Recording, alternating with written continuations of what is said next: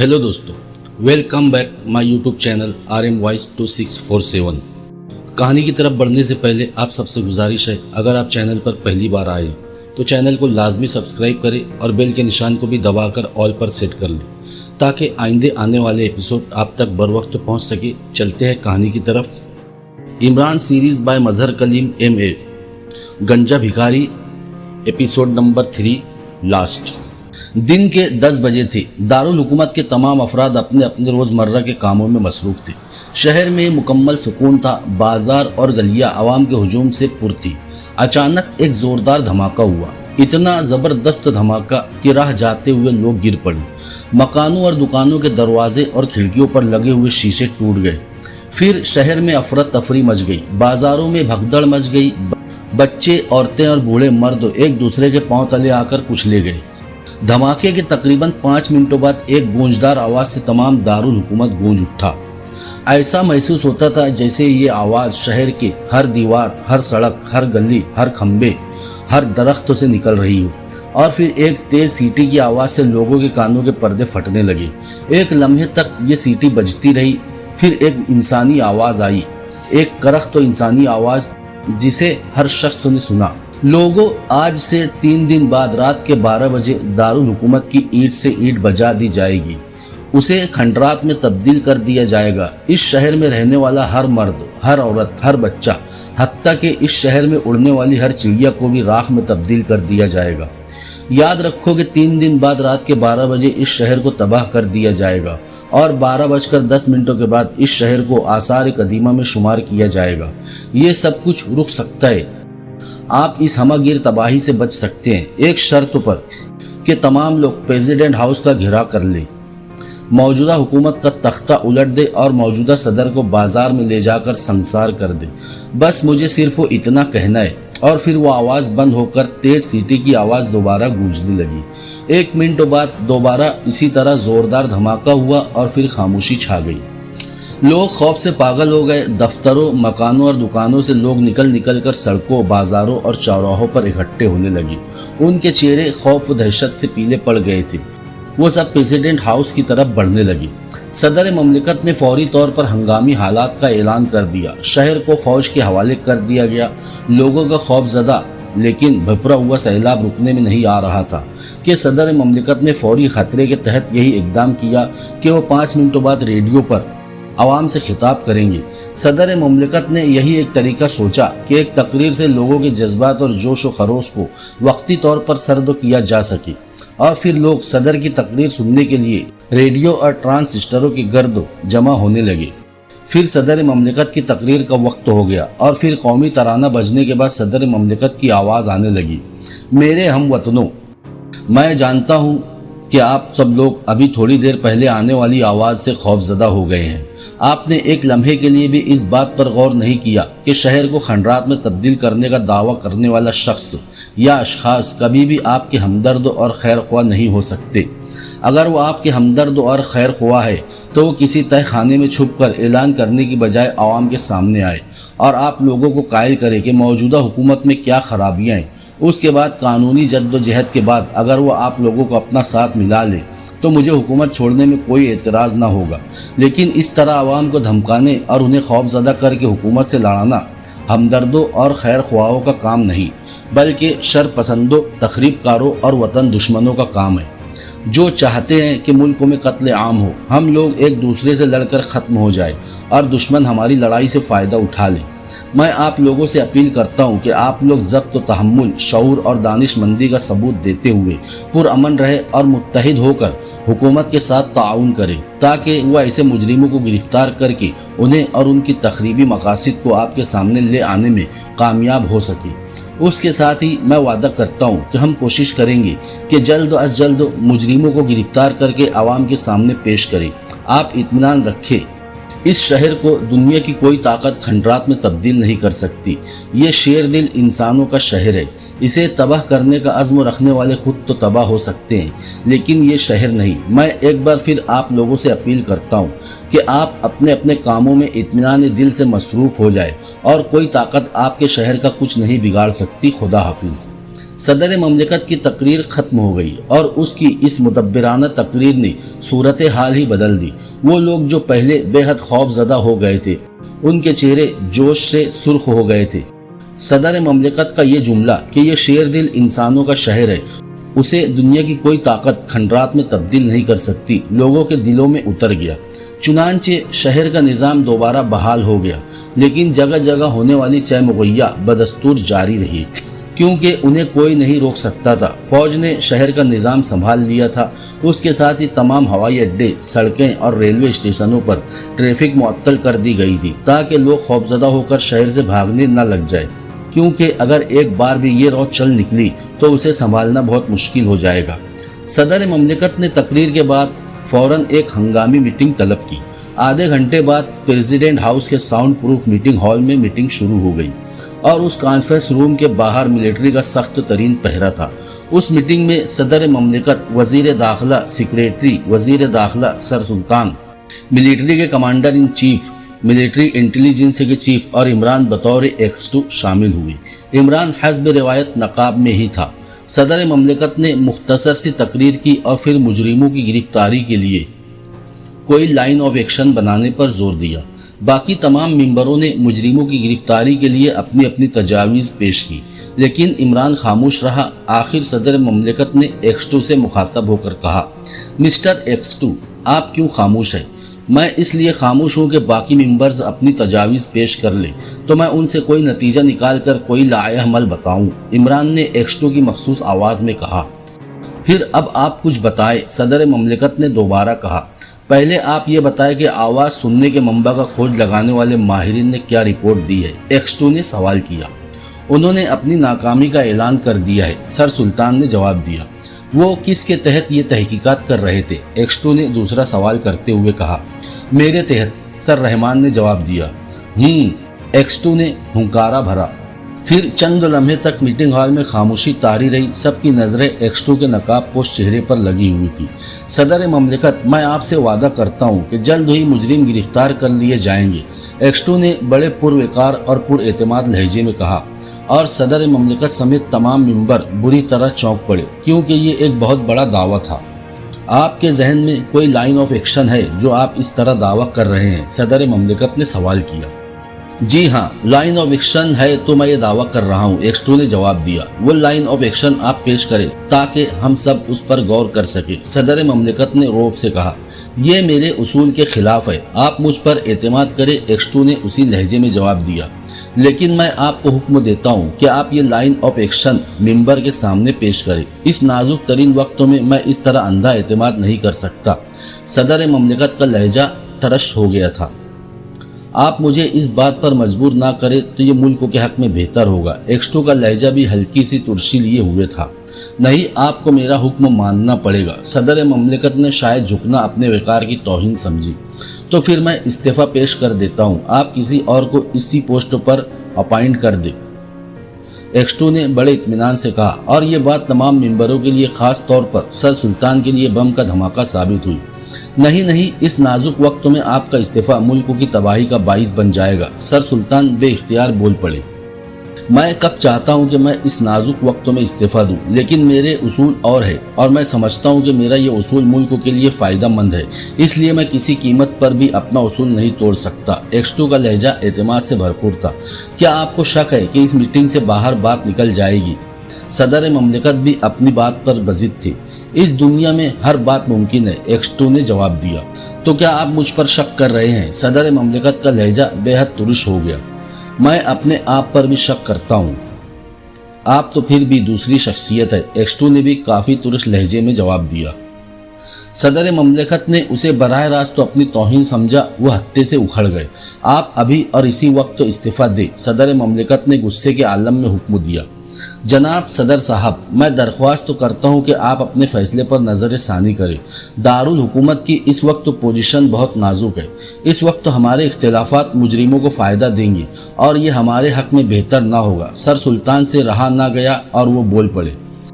سلطان صاحب، آپ بار بار ان کی فیور کیوں کرتے ہیں، جن کی نظر میں ملکوں کا صدر بھی مشکوک ہے؟ میں انہیں ملکوں کا خیر خواہ نہیں سمجھتا، صدر مملکت نے سر سلطان کی درخواست بھی مسترد کر دی۔ X2 ने पीए से कागज मंगवाया और अपना इस्तीफा लिखकर सदर ममलिकत के सामने रख दिया। अच्छा, अब मुझे इजाजत दे। इस्तीफा सदर के सामने रखकर X2 उठ खड़ा हुआ। तमाम मेंबर हैरत से ये तमाम कार्रवाई देख रहे थे। सदर ममलिकत ने कलम निकाला और इस्तीफे पर मंजूरी का हुक्म लिखने लगे और X2 सीट से उतरकर दरवाजे की तरफ चल पड़ा। अचानक जाते जाते X2 यकदम पलटा और दूसरे लम्हे उसने जेब से रिवॉल्वर निकालकर सर रहमान की पुश्तों से लगा दिया। Hands up mister Rahman, X2 ने इंतहाई सर्द लहजे में हुक्म दिया। सर रहमान बौखलाकर खड़े हो गए और सिर्फ वो सर रहमान साहब ही नहीं बौखलाए बल्कि तमाम मेंबर्स बौखला गए। सदर ममलिकत के हाथ से कलम छूट गया। ये क्या हरकत है मिस्टर X2? सदर ममलिकत ने इंतहाई सख्त लहजे में पूछा। अभी पता चल जाता है, X2 ने इत्मीनान से भरपूर लहजे में कहा और फिर सर सुल्तान से मुखातब होकर कहा, सुल्तान साहब आप यहाँ तशरीफ लाइए। सर सुल्तान बेइख्तियार X2 के पास पहुँच गए। ये रिवॉल्वर उनकी कमर से लगाए रखे और ज़रा भी गलत हरकत करे तो गोली मार दे, मैं जिम्मेदार रहूँगा। X2 ने सर सुल्तान को रिवॉल्वर पकड़ाते हुए कहा। सर सुल्तान ने खामोशी से रिवॉल्वर पकड़ लिया, लेकिन इस अजीब सिचुएशन पर उनके हाथ लरज रहे थे। X2 ने सर रहमान की तलाशी लेनी शुरू कर दी। मैं एहतजाज करता हूँ जनाब सदर, ये मेरी तौहीन है। सर रहमान का चेहरा गुस्से से सुर्ख हो रहा था। मिस्टर X2, अगर आपकी इस हरकत का कोई जवाब न निकला तो मैं आपको यहीं गिरफ्तार करा दूंगा। सदर ममलिकत गुस्से से चीख पड़े। X2 ने कोई जवाब न दिया और वो खामोशी से सर रहमान की तलाशी लेता रहा, लेकिन सर रहमान के पास से कोई ऐसी चीज़ न निकली जो काबिले गिरफ्त होती। X2 अजीब शशो पंजों में फंस गया। उसके ख्याल के मुताबिक सर रहमान के पास एक डिक्टाफोन की मौजूदगी नागुरेज थी, लेकिन वहाँ कुछ भी नहीं था। सदर ममलिकत ने X2 को हाथ पीछे करते देख लिया था और उन्होंने मेज़ पर लगा हुआ बटन दबा दिया। बटन दबते ही दरवाज़ा खुला और प्रेसिडेंट सिक्योरिटी पुलिस के 4 अफसर हाथों में टामी गन लिए अंदर दाखिल हुए। मिस्टर X2 को गिरफ्तार कर लो। सदर ममलिकत ने X2 की तरफ इशारा करते हुए कहा, जो खामोश खड़ा कुछ सोच रहा था। ऑफिसर X2 के करीब आकर रुक गए। उससे आगे कुछ करने को उनमें जुर्रत नहीं थी, क्योंकि X2 के कारनामों ने तमाम महकमों में उसे हीरो बना रखा था और फिर हीरोशिप के साथ साथ उसकी हमागीर शख्सियत से वो खौफजदा भी रहते थे। रुक क्यों गए? आगे बढ़ो और इन्हें गिरफ्तार करके ले जाओ, ये मेरा हुक्म है। सदर ममलिकत ने पुलिस अफसरों को रुकते देखकर डांटा। इससे पहले कि वो ऑफिसर आगे बढ़ते, X2 ने जवाब दिया, जनाब सदर साहब, आप ज़रा सब्र और तहम्मुल से काम लें। एक मुल्क के सदर को ठंडे दिमाग का आदमी होना चाहिए। इस तरह चीखना चिल्लाना और जज्बाती होना एक सदर के शायान शान नहीं। अब तक मैं इसलिए खामोश था कि मैं नहीं चाहता था कि बाकी मेंबर्स के सामने मैं कोई बात करूं, लेकिन आपने जज्बातियत की इंतहा कर दी है। इसलिए मैं आपको सिर्फ इतना याद दिलाना चाहता हूं कि आपको शायद याद नहीं रहा कि आप मुझे गिरफ्तार कराने का इख्तियार नहीं रखते। सुप्रीम कोर्ट और मरकजी असम्बली ने आपके इख्तियारात मेरे मुतालिक बेहद महदूद कर दिए है। बस इससे ज़्यादा मैं कुछ नहीं कहना चाहता। X2 ने इंतहाई सख्त लहजे में जवाब दिया, लेकिन ये उस वक्त की बात है जब आप ऑन ड्यूटी थे। अब आप इस्तीफा दे चुके हैं और मैं इस इस्तीफे को मंजूर कर चुका हूँ, इसलिए अब आपकी वह हैसियत नहीं रही। सदर ममलकत झिल्ला गए। मैं आपसे बहस नहीं करना चाहता, वरना मैं आपको ये भी बतला देता कि मेरे इस्तीफे पर मंजूरी आपके इख्तियारात से बाहर है। आप ना उसे मंजूर कर सकते हैं न मुस्तरद। X2 ने कहा, आप लोग बाहर जाए। सदर को शायद X2 के सुप्रीम कोर्ट और मरकजी असम्बली की तरफ से दिए गए वसी इख्तियारात याद आ गए थे, इसलिए वो ठंडे पड़ गए। इसलिए उन्होंने पुलिस अफसरों को बाहर जाने का हुक्म दिया और वो खामोशी से बाहर चले गए। आपको सर रहमान की किस बात का शक हुआ था? सदर ममलिकत ने नर्म लहजे में पूछा। मुझे अब भी यकीन है कि सर रहमान के पास डिक्टाफोन है जो हमारी इस मीटिंग की तमाम बातें नश्र कर रहा है। X2 ने सर्द लहजे में कहा, ये कैसे हो सकता है? तमाम मेंबर्स इस खौफनाक इंकशाफ से उछल पड़े। ये बकवास है, आप मुझे ख्वाह जलील करने पर उतर आए हैं, सर रहमान ने गुस्से से चीख कर कहा। और दूसरे लम्हे X2 की नज़र उनकी गर्दन की पुश्तों पर बालों के नीचे पड़ गई। वहाँ एक मखसूस सा उभार था और X2 के जहन में एक कूंदा सा लपक गया। वो सब कुछ समझ गया था। अगर मैं साबित कर दूं तो, X2 ने इत्मीनान भरे लहजे में कहा। और फिर उसने अचानक अपनी जेब से चाकू निकाला और फिर दूसरे लम्हे वो सर रहमान की जिल्द को चीर चुका था। जिल्द फटते ही उसमें से एक बिल्कुल चपटी मगर इंतहाई छोटी सी पत्ती बाहर निकल आई, जो जिल्द के अंदर रखकर ऊपर से जिल्द को सी दी गई थी। छोटे छोटे बालों की वजह से जिल्दों पर लगे हुए टांके नजर आ रहे थे। ये पत्ती निकलती देखकर वो सब हैरत ज़दा रह गए। सर रहमान भी हक्का भक्का रह गए। उनकी आंखें हैरत की जाती की वजह से फटी के फटी रह गई। ये क्या है? सर सुल्तान ने पूछा। जदीद तरीन डिक्टाफोन का माइक, जिसके जरिए इस मीटिंग की तमाम कार्रवाई मुजरिम अपने अड्डे पर बैठे सुन रहे हैं। एक्सटू ने इत्मीनान से पुर लहजे में जवाब दिया। ओह, तो क्या सर रहमान गद्दारों से मिल गए हैं? सदर ममलिकत का चेहरा गुस्से से सुर्ख हो गया। सर रहमान का चेहरा परेशानी, हैरत और नदामत से जर्द हो रहा था। उन्हें ऐसा महसूस हो रहा था जैसे उन्हें भरी महफिल में जूते मारे गए हो। सर सुल्तान भी हैरत की शिद्दत से गुम खड़े थे। नहीं जनाब, सर रहमान की वफादारी पर शक करना लफ्ज़ वफादारी की तौहीन है। उनकी हुब्बुल वतनी शक सुबह से बाला तर है, एक्सटू ने पुरवकार लहजे में कहा। लेकिन फिर ये क्या है? सदर ममलिकत उलझ गए। एक्सटू के इस जुमले ने सर सुल्तान की ढारिस बंधा दी और उनके चेहरे पर छाई हुई जर्दी में कुछ कमी वाक़ हो गई। मैं तफसील बतलाता हूँ। एक्सटू पुरवकार चाल चलता हुआ दोबारा अपनी कुर्सी के करीब आकर रुक गया। जनाब सदर, बात यह है कि सर रहमान को मुजरिमों ने अगवा कर लिया। मैं उसे अगवा ही कहूँगा क्योंकि सर रहमान पर मसनूई मौत तारीख की गई थी और बाद में उन्हें जिंदा किया गया। लेकिन उसके साथ ही उनकी बेखबरी में यह जदीद किस्मों का डिक्टा माइक्रोफोन उनकी गर्दन की पुश्तों पर जिल्दों के अंदर सी दिया गया ताकि जब उन्हें रिहा किया जाए तो उनके जरिए हुकूमत की तमाम सरगर्मियाँ उनके इल्म में रहे। सर रहमान चूँकि एक ऐसी पोस्ट पर है कि हर मीटिंग में उनकी मौजूदगी नहायत ज़रूरी होती है, इसलिए उनकी नज़रें सर रहमान पर पड़ी। ये तो अच्छा हुआ कि मुझे मुहिम से इत्तला मिल गई कि सर रहमान के साथ उन्होंने कोई चक्कर खेला है। मुझे ये पता नहीं था कि उन्होंने बाकायदा जिल्द चीर कर माइक अंदर रखा होगा। चुनांचे मैंने रिस्क उठाया और खुदा का शुक्र है कि मैं कामयाब रहा। दरअसल मैं इसीलिए अपना मंसूबा यहाँ पेश नहीं करना चाहता था, लेकिन आपने जज्बात और जिद से काम लिया और मुझे मजबूरन इस्तीफ़ा देना पड़ा। एक्सटू ने बाकायदा एक तकरीर कर दी और सदर ममलिकत के चेहरे पर नदामत उमड़ पड़ी। मुझे अफसोस है मिस्टर एक्सटू, मैं जज्बात में आ गया था। दरअसल हालात ने मेरे जहन पर ऐसा असर किया है कि मैं नर्वस हो गया था। सदर ममलिकत ने अपनी नदामत का इजहार किया। सदर ममलिकत जब ये बात कर रहे थे तो एक्सटू ने एक छोटी सी चिट पर जल्दी से चंद जुमले लिखे और सदर के सामने रखते हुए बोला। माफ़ कीजिए सदर साहब, मैं इस्तीफ़ा दे चुका हूँ, इसलिए आज से मेरी हर किस्म की जिम्मेदारी खत्म हो। आप जाने और मुजरिम, मुझे इजाज़त दीजिए। एक्सटू का लहजा काफ़ी से ज़्यादा सख्त था, लेकिन मैं नदामत का इजहार कर चुका हूँ और आजकल हालात बड़े नाजुक है, इसलिए आपका इस्तीफ़ा मुस्तरद किया जाता है। सदर ममलिकत ने कहा। माफ़ कीजिए, एक बार फैसला करके बदलना मेरा उसूल नहीं है। अच्छा, अब इजाज़त, एक्सटू ने कहा और फिर वो तेज़ तेज़ कदम उठाता हुआ कॉन्फ्रेंस रूम से बाहर निकल गया और सदर ममलिकत के अलावा बाकी तमाम मेंबर्स होकों की तरह मुंह फाड़े एक्सटू को बाहर जाते हुए देखते रह गए।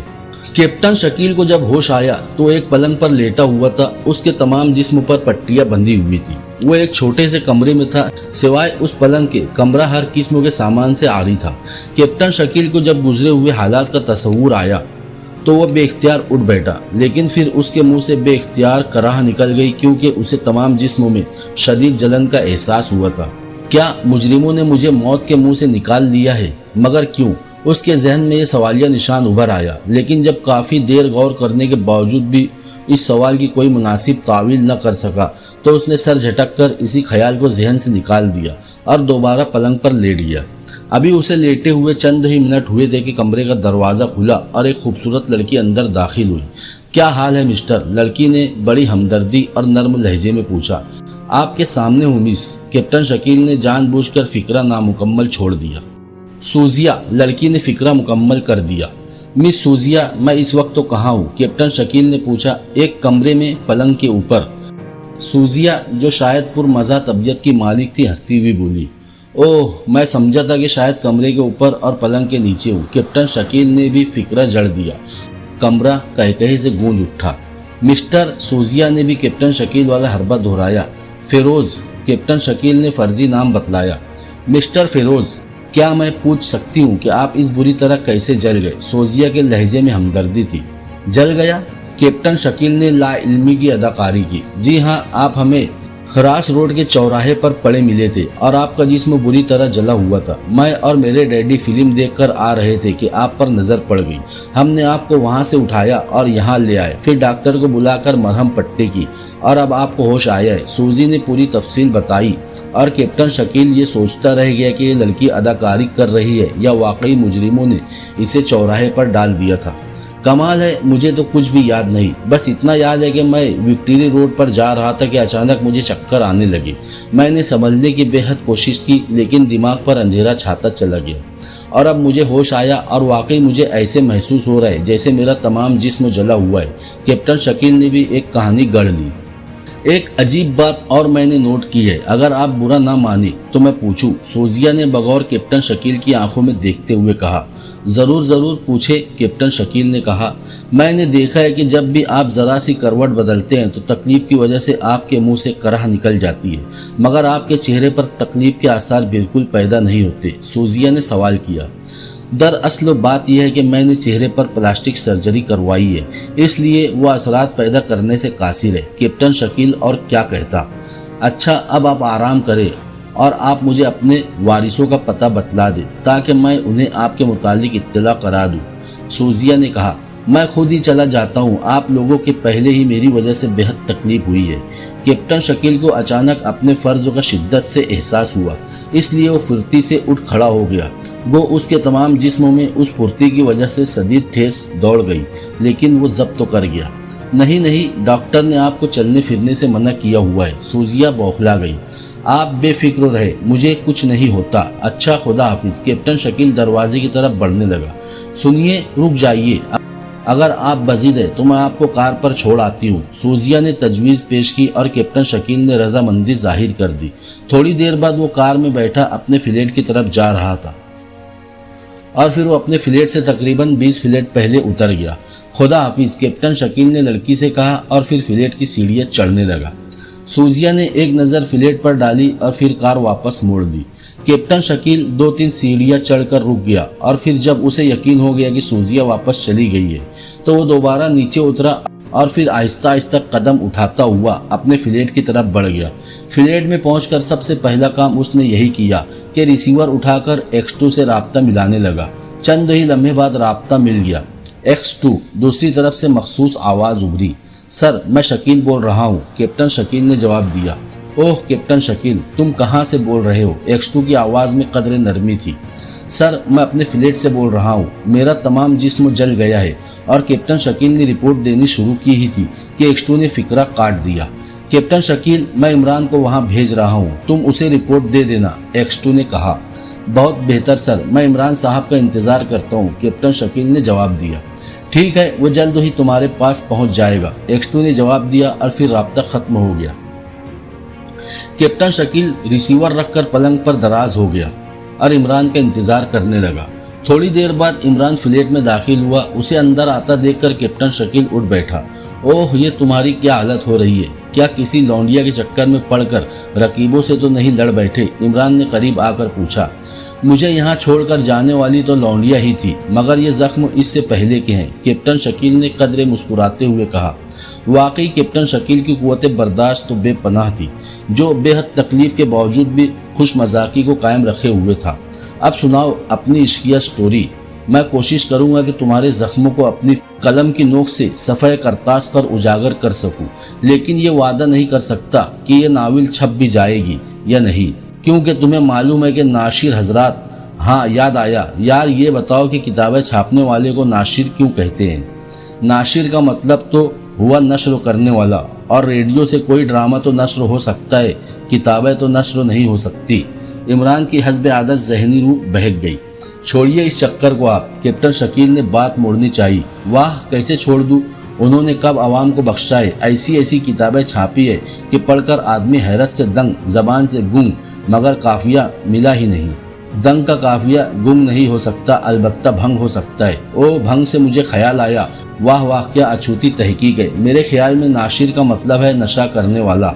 देखो ना, किताबें छापना भी तो एक नशा है, यानी किताब बिके न बिके, उन्होंने छापनी जरूर है। घर फूंक तमाशा देखना उसे ही कहते हैं।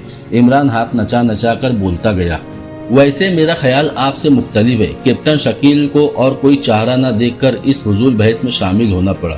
वो कैसे? इमरान ने इश्तियाक से पूछा। देखिए इमरान साहब, शर कहते हैं बुराई को और ना का मतलब है नहीं, यानी नाशिर का मतलब हुआ बुराई न करने वाला। कैप्टन शकील ने अपना ख्याल जाहिर करते हुए कहा, तो तुम्हारा मतलब है कि नाशिर नेक आदमी को कहते हैं, यानी अल्लाह ताला ने किताबें छापने के लिए आसमान से फरिश्ते उतारे हैं। इमरान भी बाकायदा जराह करने पर उतर आया। अल्लाह मियाँ ने भी तो किताबें भेजी है। कैप्टन शकील कब पीछे रह सकता था, उसने भी दलील दे दी। अरे भाई, अल्लाह मियाँ उन किताबों का मुसन्निफ है, नाशिर नहीं। अब तुम खुद सोचो, नासिर के मुकाबले में मुसन्निफ का क्या रुतबा है। इमरान बोला, इसका मतलब है कि मुसन्निफ अल्लाह मियाँ की सुन्नत पर अमल कर रहे हैं। कैप्टन शकील ने जवाब दिया, हाँ, जहाँ तक उनकी अक्ल दौड़ सकती है वहाँ तक वो अमल कर रहे हैं। अल्लाह मियाँ तो अक्ल कुल है, इंसान की क्या मजाल कि अक्ल कुल का मुकाबला कर सके, लेकिन बहरहाल वो खुदा का नाइब है, इसलिए किताबें ज़रूर लिखता है। सुन्नत जो पूरी करनी हुई। इमरान बाकायदा जिरह के मूड में था। वैसे इमरान साहब, एक बात और है, अगर नाशिर किताबें न छापे तो मुसन्निफ हजरात की क्या अहमियत रह जाती है। कैप्टन शकील को अब इस बहस में मज़ा आने लगा था। भाई, अगर मुसन्निफ किताबें ही न लिखे तो नाशिर का वजूद ही नहीं रहता। इमरान ने मुकाबले की दलील दी। तो साबित हुआ कि दोनों एक दूसरे के लिए लाजिम व मलजूम है। कैप्टन शकील ने कहा, हाँ है तो सही, मगर मेरे ख्याल में अगर एक मुसन्निफ नाशिर बन जाए तब तो उसका रुतबा डबल हो गया, यानी नूर अला नूर। इमरान ने जवाब दिया, और अगर नाशिर मुसन्निफ बन जाए तो क्या उसका रुतबा डबल नहीं हो जाएगा। कैप्टन शकील बोला, नासिर को क्या तकलीफ हुई है कि वो मुसन्निफ बने। मुसन्निफ बेचारा खून जिगर पी पी कर किताब लिखे और फिर जब नाशिर के पास ले जाए तो नाशिर साहब बड़ी नखुवत से वो मुसव्वदा पढ़ेंगे, और अगर पसंद ना आया तो मुसव्वदा मुसन्निफ के नाक पर दे मारा, और अगर पसंद आ गया तो 20-30 रुपये उठाकर मुसन्निफ की हथेली पर जमा दिए। फिर उसके साथ ही ऐसी बातें भी करेंगे जैसे 20-30 रुपये देकर मुसन्निफ की 7 पुश्तों पर एहसान कर रहे हो, उसे मोल खरीद लिया। अब अगर मुसन्निफ डरते डरते मुआवजे की कमी का रोना रोए तो बड़े इत्मीनान से कहेंगे, ये हमारा कम एहसान है कि हम तुम्हारा मुसव्वदा भी छाप रहे हैं और तुम्हें मुआवजा भी दे रहे हैं, वरना होना तो ये चाहिए था कि तुम हमें मुसव्वदा छापने के लिए रकम भी मुहैया करो। इमरान ने बाकायदा तकरीर कर डाली। कैप्टन शकील हंसने लगा। अभी तक कोई आया ही नहीं। अचानक इमरान बड़बड़ाया, ये बताओ कि लौंडिया तुम्हें इसी फ्लैट पर छोड़ गई थी। इमरान ने कैप्टन शकील से सवाल किया। नहीं, मैं, कैप्टन शकील ने जवाब देना चाहा मगर इमरान ने उसकी बात काट दी। ओ, फिर तो मैं ख्वाह बहस करता रहा। इमरान ने कहा, क्या मतलब? मैं समझा नहीं। कैप्टन शकील ने हैरत से पूछा। ना समझो तो अच्छा है, इमरान ने कहा और फिर जेब से एक कागज़ निकालकर उस पर जल्दी से एक फिक्रा लिखकर कैप्टन शकील के सामने रख दिया और कैप्टन शकील उसे पढ़ने लगा। तुम खामोश रहना, मैं जो कुछ भी करूं बोलना नहीं। पढ़ने के बाद कैप्टन शकील हैरत भरी नज़रों से इमरान को देखने लगा। इमरान ने जेब से चाकू निकाला और फिर कैप्टन शकील की गर्दन की पुश्त तो टटोलने लगा। कैप्टन शकील का हैरत की जाती से बुरा हाल था, लेकिन हस्ब हुक्म वो खामोश रहा। दूसरे लम्हे इमरान उस उभार का पता चला चुका था, चुनांचे उसने फुर्ती से वहां से जिल्द काट दी। कैप्टन शकील की हल्की सी सिसकी निकल गई और दूसरे लम्हे इमरान के हाथ में वो पत्ती थी जो उसने कैप्टन शकील की जिल्द के अंदर से निकाली थी। हाँ, अब बताओ क्या गुजरी तुम पर? इमरान ने सामने वाले सोफे पर बैठते हुए कहा। कैप्टन शकील ने उस जगह पर हाथ फेरा जहाँ से जिल्द काटी गई थी, लेकिन वहाँ से खून वगैरह नहीं निकला, क्योंकि वहाँ खून की शरियानें काफ़ी गहराई पर थी और पत्ती सिर्फ वो ऊपर की जिल्द काट कर सीधी गई थी। ये क्या चीज़ है? कैप्टन शकील ने हैरत से पूछा। ये एक जदीद डिक्टाफोन माइक है। तुम्हें छोड़ा इसीलिए गया था कि तुम जाकर अपने बॉस से बात करो और वो तुम्हारे जरिए तमाम साथियों और तुम्हारे चीफ को पकड़ ले। मैं इसीलिए तुम्हारी कहानी सुनने की बजाय बहस करने लगा। वो ज़रूर मेरा नाम सुनकर फ्लैट पर आएंगे, मगर तुमने कहीं और उतरकर उनकी तमाम स्कीम बर्बाद कर दी। इमरान ने तफसील से बतलाया। कमाल है, मगर आपको कैसे मालूम हो गया कि ये यहाँ छुपा हुआ है? कैप्टन शकील ने पूछा। ये बाद में बताऊंगा, पहले तुम ये बताओ कि तुम उतरे कहाँ थे? इमरान ने जहन में एक खास ख्याल आने पर पूछा। यहाँ से 20 फ्लैट पीछे, कैप्टन शकील ने बतलाया। तो फिर तुम दरवाज़ा अंदर से बंद कर लो, मैं जा रहा हूँ, इमरान ने कहा और फिर तेज़ी से कमरे से बाहर निकल गया। कैप्टन शकील हैरत से मुंह फाड़े उसे जाते देखता रहा, फिर उसने उठकर दरवाज़ा बंद कर दिया। सफदर अब बिल्कुल ठीक ठाक था। डॉक्टर दुर्रानी की तिबी महारत और मेहनत ने उसे जल्द ही इस काबिल बना दिया था कि वो दोबारा अपनी सर्विस की हंगामा आराइयों में हिस्सा लेने के काबिल हो गया था। लेकिन अभी तक एक्स2 ने उसके ज़िम्मे कोई काम नहीं लगाया था। वो अपने फ्लैट से में फारिग पड़े पड़े उकता गया था, लेकिन मजबूर था। एक्स2 का हुक्म था कि कोई मेंबर्स बगैर हुक्म के अपने फ्लैट से बाहर ना जाए। इस वक्त तो रात के तकरीबन 11 बजे थे और सफदर एक किताब का मुतालिया करके अब सोने का प्रोग्राम बना ही रहा था कि तिपाही पर पड़े हुए टेलीफोन की घंटी बज उठी। उसने फुर्ती से रिसीवर उठाकर कानों से लगाया। Safdar speaking, x two. दूसरी तरफ से एक्स2 की मानूस आवाज़ गूंजी। यस सर, सफदर ने मुअद्दबाना लहजे में कहा। सफदर, क्या तुम काम करने के लिए तैयार हो? एक्स2 ने पूछा। जी हाँ जनाब, मैं तो काम के इंतज़ार में हूँ, सफदर ने कहा। ठीक है, तुम ऐसा करो कि जितनी जल्दी हो सके कैप्टन शकील के फ्लैट पर पहुंचो। इमरान वहां गया है। तुमने इमरान की निगरानी करनी है और अगर कोई गिरोह उसे गिरफ्तार या अगवा करके ले जाए तो तुम्हारा काम सिर्फ निगरानी करना है। ट्रांसमीटर वॉच अपने साथ ले जाना, मैं खुद ही तुमसे राब्ता कायम करूंगा, एक्स2 ने सफदर को हुक्म देते हुए कहा। बहुत बेहतर जनाब, मैं अभी जाता हूँ, सफदर ने कहा। ओके, एक्स2 ने कहा और फिर राब्ता खत्म हो गया। सफदर ने रिसीवर रखा और फिर जल्दी से कपड़े तब्दील करने लगा। हल्का सा मेकअप किया और फिर रिवॉल्वर और कुछ फालतू गोलियां जेब में डालकर वो तेजी से फ्लैट से नीचे उतर आया। फ्लैट के नीचे एक तरफ खड़ी हुई मोटरसाइकिल पर बैठा और फिर सेल्फ बटन दबाकर उसे स्टार्ट किया और चंद ही लम्हों बाद उसकी मोटरसाइकिल कैप्टन शकील के फ्लैट की तरफ उड़ी चली जा रही थी। कैप्टन शकील के फ्लैट से पहले उसने एक बरामदे में मोटरसाइकिल खड़ी की और खुद भी वहीं रुककर इंतजार करने लगा। बरामदा मुकम्मल तारीकी में डूबा हुआ था, इसलिए वो महफूज था। अभी सफदर को वहां पहुंचे चंद ही मिनट हुए थे कि एक टैक्सी शकील के फ्लैट के करीब आकर रुकी और फिर इमरान उससे निकलकर तेजी से सीढ़ियां चलता हुआ फ्लैट पर चला गया। टैक्सी आगे बढ़ गई। सफदर वहीं खड़ा इंतजार करता रहा। काफ़ी देर हो गई, ना तो इमरान फ्लैट से बाहर आया और ना ही कोई और शख्स उसे फ्लैट के गिर्द मुश्तबा हालत में नजर आया। वो हैरान था कि ये मामला क्या है। एक्स2 ने तो उसे यूं जल्दी जाने का हुक्म दिया था जैसे अगर वो ज़रा भी लेट हो गया तो मामला बिगड़ जाएगा, और यहाँ अभी तक कुछ हुआ ही नहीं। बहरहाल वो इंतज़ार करता रहा। फिर वो चौंक पड़ा। कैप्टन शकील के फ्लैट से तकरीबन 20 फ्लैट दूर दो गाड़ियां आकर रुकी और फिर उनमें से कोई 1 दर्जन के करीब अफराद निकलकर फ्लैट की सीढ़ियां चढ़ने लगी। चंद एक अफराद वहीं नीचे खड़े रहे। सफदर को मामला पुरअसरार लगा, लेकिन वो वहीं खड़ा देखता रहा। चंद मिनटों बाद फ्लैट में जाने वाले अफराद तेजी से नीचे उतरे। उन्होंने नीचे खड़े अफराद से कुछ लम्हे बातचीत की और फिर वो सब पैदल चलते हुए कैप्टन शकील के फ्लैट की तरफ बढ़ने लगे। वो तकरीबन हर फ्लैट के करीब रुकते, 2 आदमी ऊपर जाते, फिर नीचे उतर आते और आगे बढ़ाते। सफदर ये तमाम कार्रवाई बड़ी हैरत से देख रहा था। फिर वो सब अफराद कैप्टन शकील के फ्लैट के नीचे आकर रुक गए। अभी उनमें से 2 आदमी ऊपर चढ़ने का इरादा कर ही रहे थे कि इमरान ऊपर से नीचे उतरता हुआ दिखाई दिया। वो सब फुर्ती से इधर उधर आड़ में हो गए और फिर इमरान ने जैसे ही सीढ़ियों से नीचे कदम रखा, अचानक 10-12 आदमी उस पर पिल पड़े। इमरान ने लड़ने और उनसे छुटकारा पाने की बेहद कोशिश की, लेकिन 10-12 आदमियों के अचानक आ पड़ने से उसकी कोई पेश न चली या वो खुद ही गिरफ्तार होना चाहता था। कोशिश उसने इसलिए की थी ताकि हमला आवरों को यकीन हो जाए कि गिरफ्तार होने में इमरान की मर्जी शामिल नहीं थी। सफदर को यह दूसरा नज़रिया ज़्यादा काबिल कबूल लगा, क्योंकि एक्स2 ने भी उसे हुक्म दिया था कि अगर हमला आवर इमरान को गिरफ्तार या अगवा कर ले तो वह उसका ताक़ुब करे, दखल न दे। इससे तो साफ जाहिर था कि अगवा होना पहले ही से प्रोग्राम में शामिल था। बहरहाल इमरान को बेबस करके एक कार में बिठाया गया और फिर कार स्टार्ट होकर तेज़ी से पीछे की तरफ मुड़ी और फिर हवा हो गई। सफदर ने तेज़ी से अपना मोटरसाइकिल निकाला और उन कारों का ताक़ुब करने लगा। उसने मोटरसाइकिल की हेडलाइट बंद कर रखी थी और सिर्फ कारों की बैकलाइट के सहारे ताक़ुब करने लगा। शहर से निकलकर कारों का रुख मज़ाफ़ात की तरफ हो गया।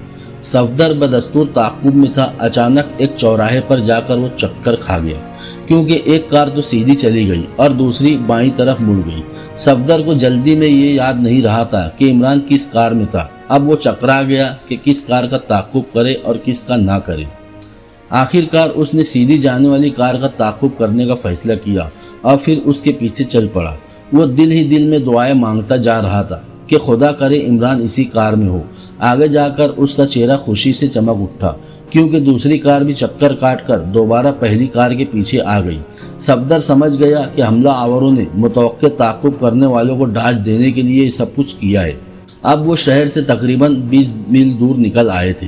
यहाँ एक छोटा सा पहाड़ी सिलसिला था। कारों का रुख उस पहाड़ी सिलसिले की तरफ हो गया। अब फिर जैसे ही कारें पहाड़ी सिलसिले के एक दुर्रे में पहुंची, एक तरफ मुड़ी और फिर सफदर की नज़रों से गायब हो गई। सफदर समझ गया कि मुजरिमों ने इस पहाड़ी सिलसिले को अपना अड्डा बनाया हुआ है।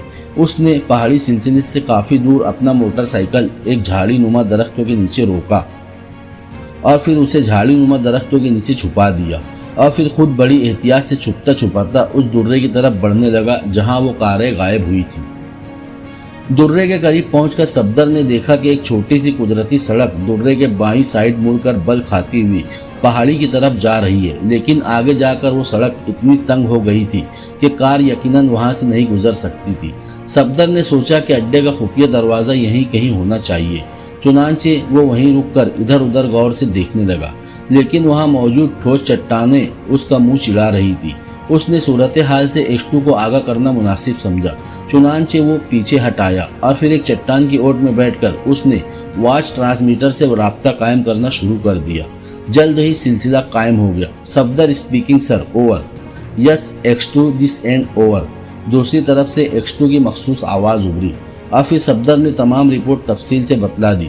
वेरी गुड न्यूज़ सफदर, तुम वहीं रुको, मैं बाकी मेंबरों को भी भेजता हूँ। आज इस केस का ड्रॉप सीन हो ही जाना चाहिए, ओवर। एक्स2 ने कहा। तो क्या मैं उनका इंतज़ार करूँ, ओवर? सफदर ने पूछा। हाँ, तुम वहीं उनका इंतज़ार करो, उल्लू की आवाज़ का सिग्नल कोड होगा, ओवर। एक्स2 ने जवाब दिया। ठीक है जनाब, मैं इंतज़ार कर रहा हूँ, ओवर। सफदर ने कहा। ओवर एंड ऑल, एक्स2 ने कहा और फिर राब्ता ख़त्म हो गया। सफदर ने बटन ऑफ किया और फिर उठने ही लगा था कि अचानक उसके सर पर शदीद ज़रब पड़ी। वो फुर्ती से मुड़ा, लेकिन दूसरी ज़रब पहले से भी शदीद साबित हुई और सफदर का दिमाग अंधेरे की अमीक समुंदर में डूबता चला गया। कैप्टन शकील ने जब एक्स2 को रिपोर्ट दी तो उस वक्त इमरान और ब्लैक ज़ीरो दोनों बैठे मुजरिमों की गिरफ्तारियों के लिए लाइन ऑफ एक्शन सोच रहे थे, लेकिन कोई राह नज़र नहीं आ रही थी। मुजरिमों के तमाम अड्डे जो उनकी नज़रों में थे उन्हें मुजरिम छोड़ गए थे। होटल 3 स्टार के मैनेजर के जरिए सिर्फ उसे इतना पता चला था कि उनका चीफ सर से गंजा है और फिर बातों बातों में सर रहमान के अगवा का जिक्र चला तो मैनेजर ने सिर्फ इतना इशारा किया कि सर रहमान को एक डिक्टाफोन माइक लगाया गया है, जिनकी खबर उनको भी नहीं। मैनेजर बेपनाह तशद्दुद के बाद कुछ बताने पर राजी हुआ था, लेकिन बाद में उसने दानिश मंजिल के साउंड प्रूफ कमरे में खुदकुशी कर ली। खुदकुशी के लिए उसने बिजली के पलक में उंगलियां दे दी थी। इसी मुबहम इशारे पर इमरान ने अपनी जहानत से सदर की मीटिंग में सर रहमान की जिल्द से वो डिक्टाफोन माइक बरामद कर लिया था। अपनी लेबॉरेटरी में जब उसने उस पर तजुर्बात किए तो पता चला कि ये इसी वक्त तो काम करता है जब उसे इंसानी जिल्दों के साथ छुआ जाए, वरना ये काम नहीं करता। अब वो दोनों बैठे इस बात पर गौर कर रहे थे कि मुजरिमों ने आलमगीर तबाही का अल्टीमेटम दे दिया है, इसलिए इमरान चाहता था कि किसी तरह उनके मेन अड्डे पर कब्जा कर ले। अभी वो दोनों इसी सोच और विचार में मसरूफ थे कि कैप्टन शकील का टेलीफोन मिला। इमरान के जहन में एक ख्याल बिजली की तरह कूदा कि कैप्टन शकील अगर बचकर आ गया है और ज़ख्मी है तो यकीनन मुजरिमों ने उसकी जिल्दों में भी वो माइक ज़रूर रखा होगा ताकि उसके साथियों का पता चलाया जा सके। चुनांचे उसने उसे टेलीफोन पर रिपोर्ट देने से मना कर दिया और फिर सफदर को टेलीफोन करके अपनी निगरानी का हुक्म दिया और खुद कैप्टन शकील के फ्लैट में चला गया। उसे पूरा यकीन था कि अगर मुजरिमों को पता चल गया कि इमरान कैप्टन शकील के फ्लैट में है तो यकीनन उस पर हमला करेंगे और इस तरह वो उनके अड्डे तक पहुंचने में कामयाब हो जाएगा। चुनांचे यही हुआ। इमरान जैसे ही सीढ़ियों से नीचे उतरा उसे छाप लिया गया और फिर कार में डालकर उस पहाड़ी सिलसिले की तरफ ले जाया गया। दरमियान में उसे मुजरिमों ने क्लोरोफॉर्म सूंघाकर बेहोश कर दिया, मगर उसने सांस रोक ली थी इसलिए वो बेहोश होने से बच गया, लेकिन उसने जाहिर यही किया कि वो बेहोश हो गया। इमरान को अड्डे में ले जाकर एक कमरे में लिटा दिया गया। फिर उसे होश में लाने की कोशिश शुरू हो गई और फिर इमरान ने सोचा कि अब आंखें खोल ही देना चाहिए। चुनांचे उसने पटपटा कर आंखें खोल दी। ये एक कुशादा कमरा था जो बिजली की तेज़ रोशनी से मुनव्वर था। उठो, एक करख्त तो आवाज़ उसके कानों से टकराई और साथ ही उसके पहलू में बूट की ठोकर लगी। इमरान तेज़ी से उठ खड़ा हुआ। कमरे में 4 आदमी टॉमी गने लिए खड़े थे। क्या बात है बड़े भाइयों, क्या मुझे सलामी देने के लिए आए हो? इमरान ने चहकते हुए पूछा। चलो, तुम्हें बॉस बुला रहे हैं, उनमें से एक ने सख्त लहजे में कहा और साथ ही कमरे के दरवाजे की तरफ इशारा किया। ज़हे नसीब, मगर ये बताओ यारो, तुम्हारा बॉस औरत है या मर्द? अगर औरत है तो फिर पहले उसकी उम्र बतलाओ, कहीं बुढ़ी ना हो और मेरे नसीब फूट जाए। इमरान ने कहा। बकवास बंद करो वरना अभी शूट कर दूंगा, हुक्म देने वाला धाड़ा। इमरान ने खामोशी ही में आफियत समझी, क्योंकि उनके तेवर कुछ खतरनाक ही नजर आ रहे थे। कमरे से निकलकर वो एक कुशादा मगर बेहद तवील गेरली में आ गए। गेरली क्रॉस करके वो एक बड़े दरवाजे के करीब आकर रुक गए। दरवाजे के बाहर एक सुर्ख रंग का बल्ब जल रहा था। उनमें से एक ने आगे बढ़कर दरवाजे पर लगा हुआ छोटा सा बटन 2 बार दबाया और पीछे हटकर मुअद्दबाना अंदाज में खड़ा हो गया। बटन दबते ही दरवाजे पर जलता हुआ सुर्ख बल्ब तेजी से जलने बुझने लगा और फिर वो सुर्ख की बजाय सब्ज रंग में तब्दील हो गया और उसके साथ ही दरवाज़ा आहिस्ता आहिस्ता खुलने लगा। चलो अंदर, टॉमी गन बरदार ने इमरान से कहा। इमरान खामोशी से कमरे में दाखिल हो गया। उसके साथ ही वो चारों टॉमी गन वाले भी अंदर दाखिल हो गए। ये एक खासा बड़ा कमरा था जिसमें चारों तरफ दीवार पर बड़ी बड़ी स्क्रीनें फिट थी और कोने में एक बहुत बड़ी मेज के पीछे एक कवि हैकल शख्स बैठा हुआ था। उसके चेहरे पर सफेद नकाब था लेकिन सर से गंजा था। नकाब में से चमकती हुई उसकी नीली आंखें इमरान पर मरकूज थी। अस्सलाम वालेकुम जनाब बॉस साहब, इमरान ने चेहरे पर मासूमियत पैदा करते हुए कहा। तो तुम्हें आखिर मौत खींच ही लाई, गंजे बॉस ने सख्त लहजे में कहा। मौत तो नहीं, अलबत्ता तुम्हारे अपने आदमी मुझे ले आए हैं, इमरान ने मासूमियत से जवाब दिया। मेरे आदमी मौत के नुमाइंदे हैं, गंजे बॉस ने जोरदार कहका लगाते हुए कहा। आपके नाखून है, इमरान ने अचानक बात पलट दी। हाँ है, बॉस रौ में बह गया, मगर दूसरे लम्हे उसे अपनी बात की मज़ीक़ा खेजी का एहसास हो गया। शट अप नॉनसेंस ब्लेडी फूल, गंजा गुस्से से धाड़ा। इसलिए तो कहते हैं कि खुदा गंजे को नाखून न दे, इमरान ने छींटा उड़ाया। ले जाओ इसे और गोली मारकर कहीं चौक पर लाश फेंक देना। बॉस के गुस्से की शिद्दत से आवाज़ फट गई और फिर इससे पहले कि इमरान कोई जवाब देता, कमरे में घंटी बजने लगी। बॉस चौंक पड़ा। उसने मेज के किनारे पर लगे हुए बेशुमार बटनों में से एक बटन दबाया और बाईं साइड की दीवार पर लगी हुई बड़ी सी स्क्रीन रोशन हो गई और फिर पहाड़ी सिलसिले के बाहर का मंजर उसमें नजर आने लगा। इमरान भी हैरत से स्क्रीन पर उभरने वाला मंजर देखने लगा। स्क्रीन में साफ आ रहा था कि सफदर पहाड़ी सिलसिले में मुड़कर वापस जा रहा है और फिर वो एक चट्टान की ओट में बैठ गया, लेकिन वो स्क्रीन पर साफ नजर आ रहा था। बॉस ने एक और बटन दबाया तो कमरे में सफदर की आवाज़ गूंजने लगी। सफदर X2 को कॉल कर रहा था। फिर तमाम गुफ्तगू हॉल में सुनाई देने लगी। इमरान तिलमिलाने लगा। मुजरिमों के वसाइल वाकई बहुत वसी थे। बॉस ने मेज़ की दराज से एक माइक निकाला और फिर किसी को हिदायत देने लगा। नंबर 11, पहाड़ी सिलसिले के बाहर सेक्टर नंबर 4 के पास एक आदमी बैठा कॉल नश्र कर रहा है, उसे बेहोश करके मेरे पास ले आओ। हुक्म देकर बॉस ने माइक वापस मेज की दराज में रखा और फिर स्क्रीन को देखने लगा। इमरान ने देखा कि सफदर के करीब ही एक चट्टान खुली और उसमें से 2 आदमी राइफलें उठाए बड़ी आहिस्तगी से सफदर की तरफ बढ़ने लगे। सफदर ट्रांसमीटर कॉल में मुतवज्जे था। फिर वो दोनों आदमी करीब पहुंचे तो एक आदमी ने राइफल उठाकर जोर से बट सफदर के सर पर मारा। सफदर तेजी से मुड़ा, मगर इतने में दूसरे ने भी बट मार दिया और सफदर हाथ फैलाए गिर पड़ा। उन दोनों ने उसे उठाया, वापस उसी खुली हुई चट्टान की तरफ मुड़ गए। बॉस ने बटन बंद कर दिया और स्क्रीन तारीक हो गई। तुम्हारा साथी आ रहा है और उसके बाद तुम्हारे तमाम साथी इसी तरह मेरे पास पहुंच जाएंगे, बॉस ने कहकहा लगाते हुए कहा। फिर हम सब मिलकर यहाँ बी जमालो का रक्स करेंगे। इमरान ने माना खेज बात की। बी जमालो क्या? बॉस ने चौंक कर पूछा। हमारा एक लोक रक्स होता है, इमरान ने कहा। इतने में दरवाज़ा खुला और 2 आदमी बेहोश सफदर को उठाए अंदर दाखिल हुए और उन्होंने सफदर को इमरान के सामने डाल दिया। इसे होश में ले आओ, बॉस ने हुक्म दिया। एक आदमी ने जेब से एक शीशी निकाली और उसका ढक्कन खोलकर शीशी सफदर की नाक से लगा दी। सफदर ने कसमसा कर आंखें खोल दी। उठकर खड़े हो जाओ, बॉस ने हुक्म दिया और सफदर खामोशी से उठ खड़ा हुआ। उसके सर में शदीद दर्द हो रहा था।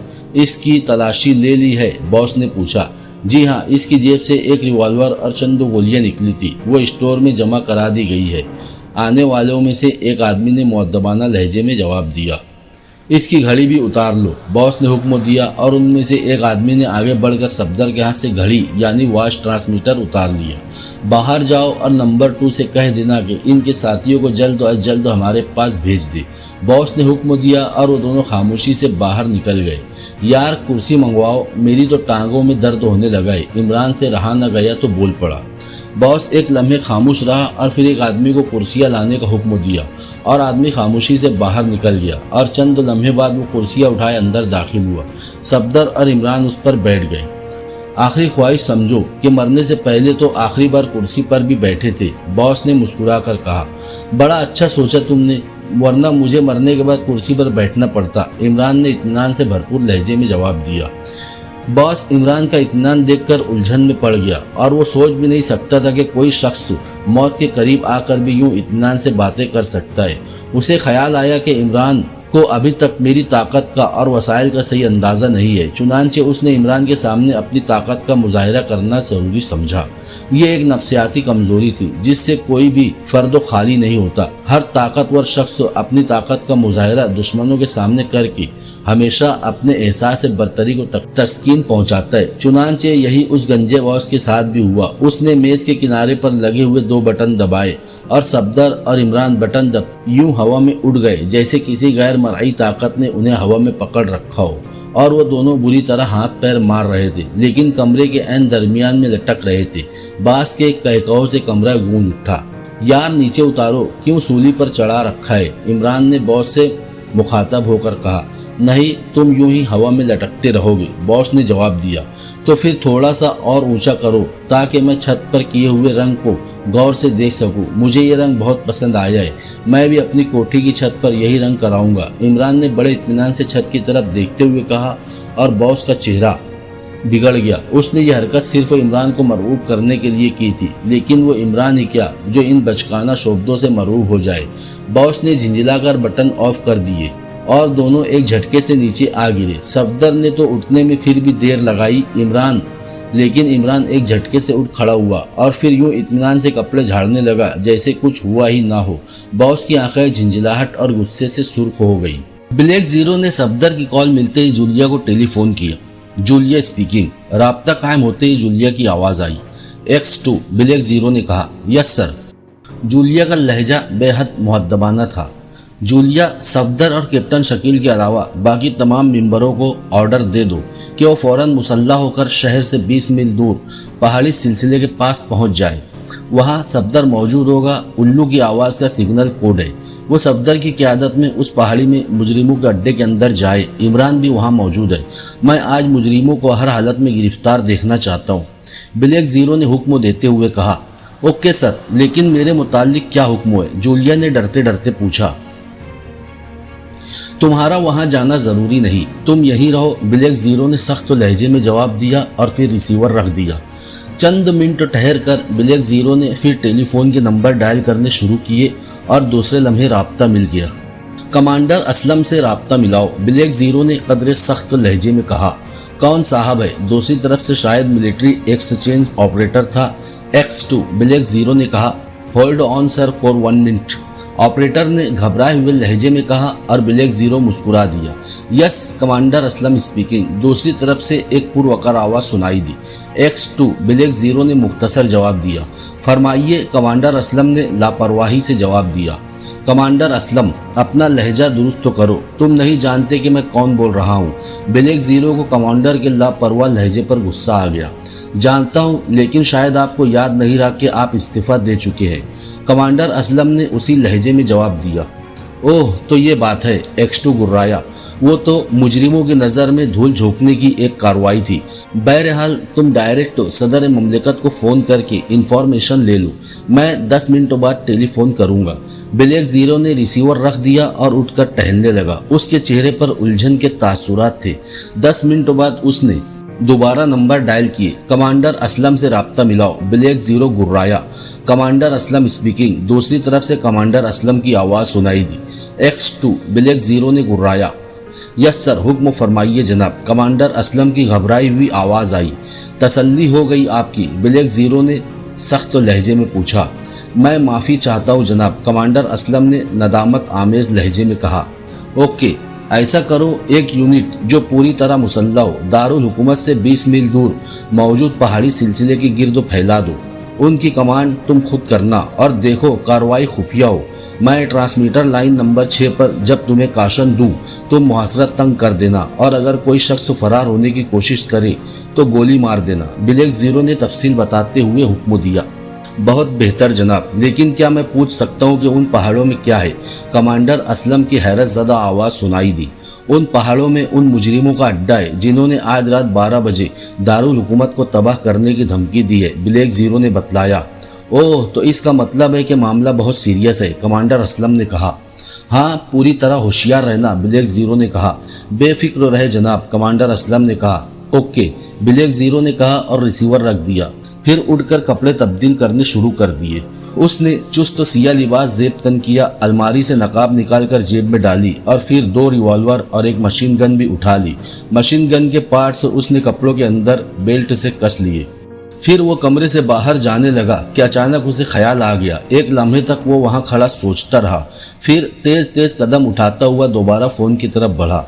उसने रिसीवर उठाया और फिर नंबर डायल करने शुरू कर दिए और कुर्सी घसीट कर बैठ गया। जल्द ही राब्ता मिल गया। एयर मार्शल से कनेक्ट कराओ, ब्लैक जीरो ने हुक्म दिया। Who is speaking? ऑपरेटर ने पूछा। X2, ब्लैक जीरो ने जवाब दिया। 1 मिनट सर, ऑपरेटर ने मुअद्दबाना लहजे में कहा। सफदर स्पीकिंग। दूसरी तरफ से एयर मार्शल सफदर की पुरवकार आवाज़ सुनाई दी। X2 this and, black zero ने पुरएतमाद लहजे में जवाब दिया। यस फरमाइए, एयर मार्शल की आवाज़ में नरमी थी। मुझे 2 बम्बार और 2 फाइटर जहाज दरकार है, X2 ने कहा।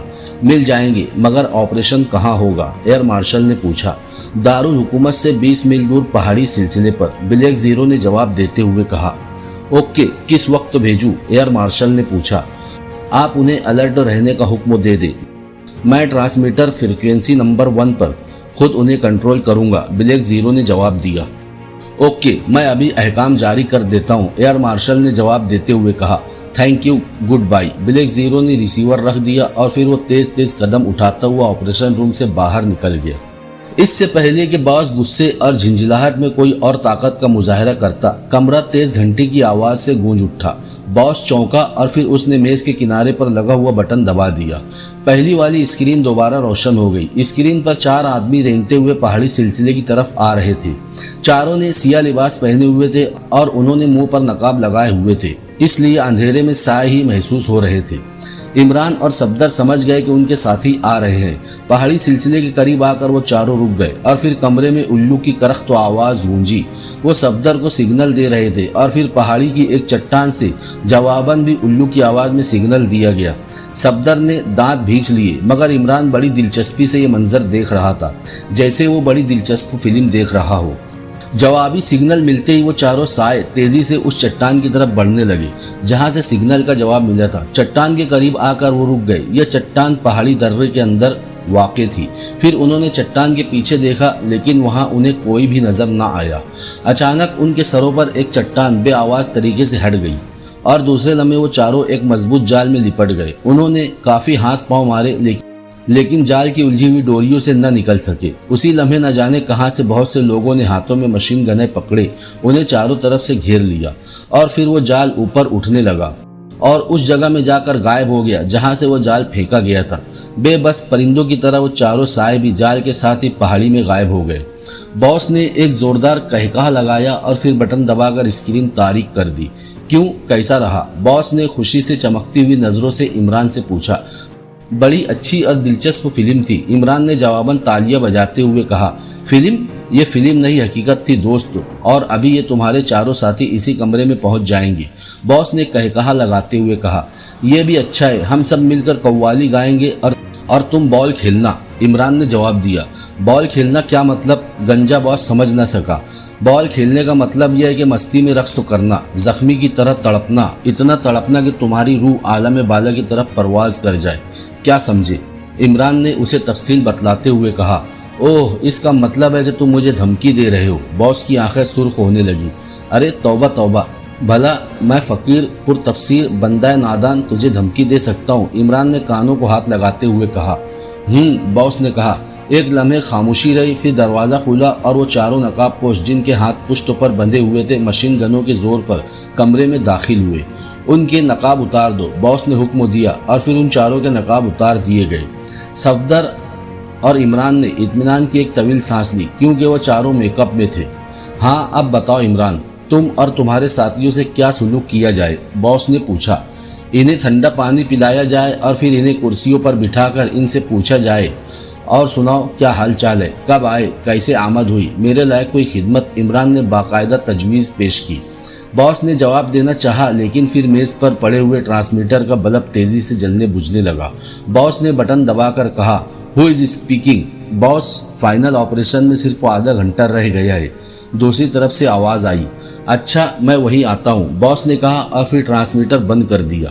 उन सबको रूम नंबर 5 में बंद कर दो। इमरान, तुम मेरे साथ चलो, मैं तुम्हें दिखा दूं कि दारुल हुकूमत कैसे तबाह होता है, बॉस ने कहा। इमरान के अलावा बाकी सबको वहां से ले जाया गया और फिर इमरान की पुश्तों से भी मशीन गन की नाल लगा दी गई और फिर वो बॉस के पीछे चलता हुआ एक बहुत बड़े हॉल में पहुंच गया। यहाँ एक देव हेकल मशीन लगी हुई थी जिस पर हजारों की तादाद में डायल और बल्ब थे। इस सारी मशीन के सामने सिर्फ एक आदमी बैठा हुआ था जो बॉस के आते ही मुअद्दबाना तौर पर एक तरफ हट गया। सब इलाके टारगेट पर सेट कर लिए है नंबर 11? बॉस ने पूछा। यस सर, नंबर 11 ने जवाब दिया। इमरान सोचने लगा कि अब उसे संजीदगी से सोचना पड़ेगा कि किस तरह इस अड्डे को तबाह किया जा सकता है, क्योंकि अगर उसकी आंखों के सामने दारुल हुकूमत तबाह कर दिया गया तो इसके लिए मौत के मुतरादिफ होगा। वो बॉस से निपटने की तरकीब पर गौर करने लगा, लेकिन हॉल में उस वक्त भी 4 आदमी मशीन गने लिए खड़े थे। वो खामोशी से खड़ा सोचता रहा और वक्त तो गुजरता चला गया। अब सिर्फ 10 मिनट रह गए बॉस, नंबर 11 ने बॉस से मुखातब होकर कहा। ठीक है, माइक पर नंबर गिनने शुरू कर दो, बॉस ने कहा और नंबर 11 ने एक बटन दबाकर मशीन चला दी।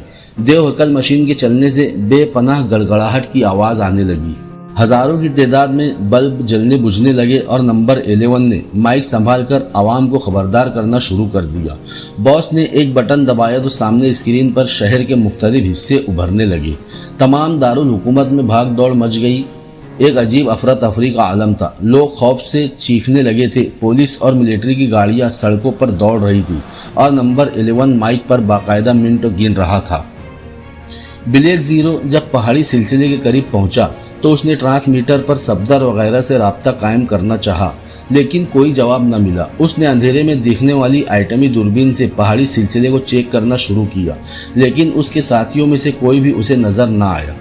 ब्लैक जीरो इस वक्त तो पहाड़ी सिलसिले से काफ़ी दूर मौजूद था। मिलिट्री यूनिट ने पहाड़ी सिलसिले को दूर से घेर रखा था और अब वो ब्लैक जीरो के सिग्नल के इंतज़ार में थे। अब ब्लैक जीरो समझ गया कि तमाम मेंबर्स पकड़े जा चुके हैं और वो अंदाज़ा लगा रहा था कि तमाम के तमाम मेंबर्स कैसे पकड़े गए। फिर उसे यकीन करना पड़ा कि मुजरिमों ने टेलीविज़न का सिलसिला लगा रखा है और पहाड़ी के बाहर के मंजर पर नज़र रखे हुए है। ये एक ख़तरनाक मरहला था क्योंकि वो ये नहीं जानता था कि पहाड़ी के कौन कौन से हिस्से मुजरिमों की नज़रों में है। वो चंद लम्हे तक सोचता रहा, फिर उसने हाथ में पकड़ी हुई दूर मार राइफल उठाई और वैसे ही एक गोली पहाड़ की तरफ दाग दी। राइफल पर डबल साइलेंसर चढ़ा हुआ था, इसलिए कतई आवाज़ पैदा ना हुई और गोली रोशनी की एक पतली सी लकीर बनाती हुई पहाड़ की एक चट्टान का टुकड़ा उड़ा गई, जिससे एक हल्का सा धमाका हुआ। वो खामोशी से बैठकर उसका रद्द अमल देखने लगा। दूरबीन उसकी आंखों से लगी हुई थी। वो बगौर चारों तरफ देख रहा था। 2-3 मिनट तक कुछ ना हुआ। ब्लैक जीरो मायूस होने लगा, मगर अचानक उसकी नज़रें चमकने लगी। उसे एक चट्टान फटी हुई नजर आई और फिर उसमें से 3 आदमी हाथों में मशीन गन उठाए बाहर निकलते नजर आए। वो सीधे उस चट्टान की तरफ आए जहां गोली लगी थी।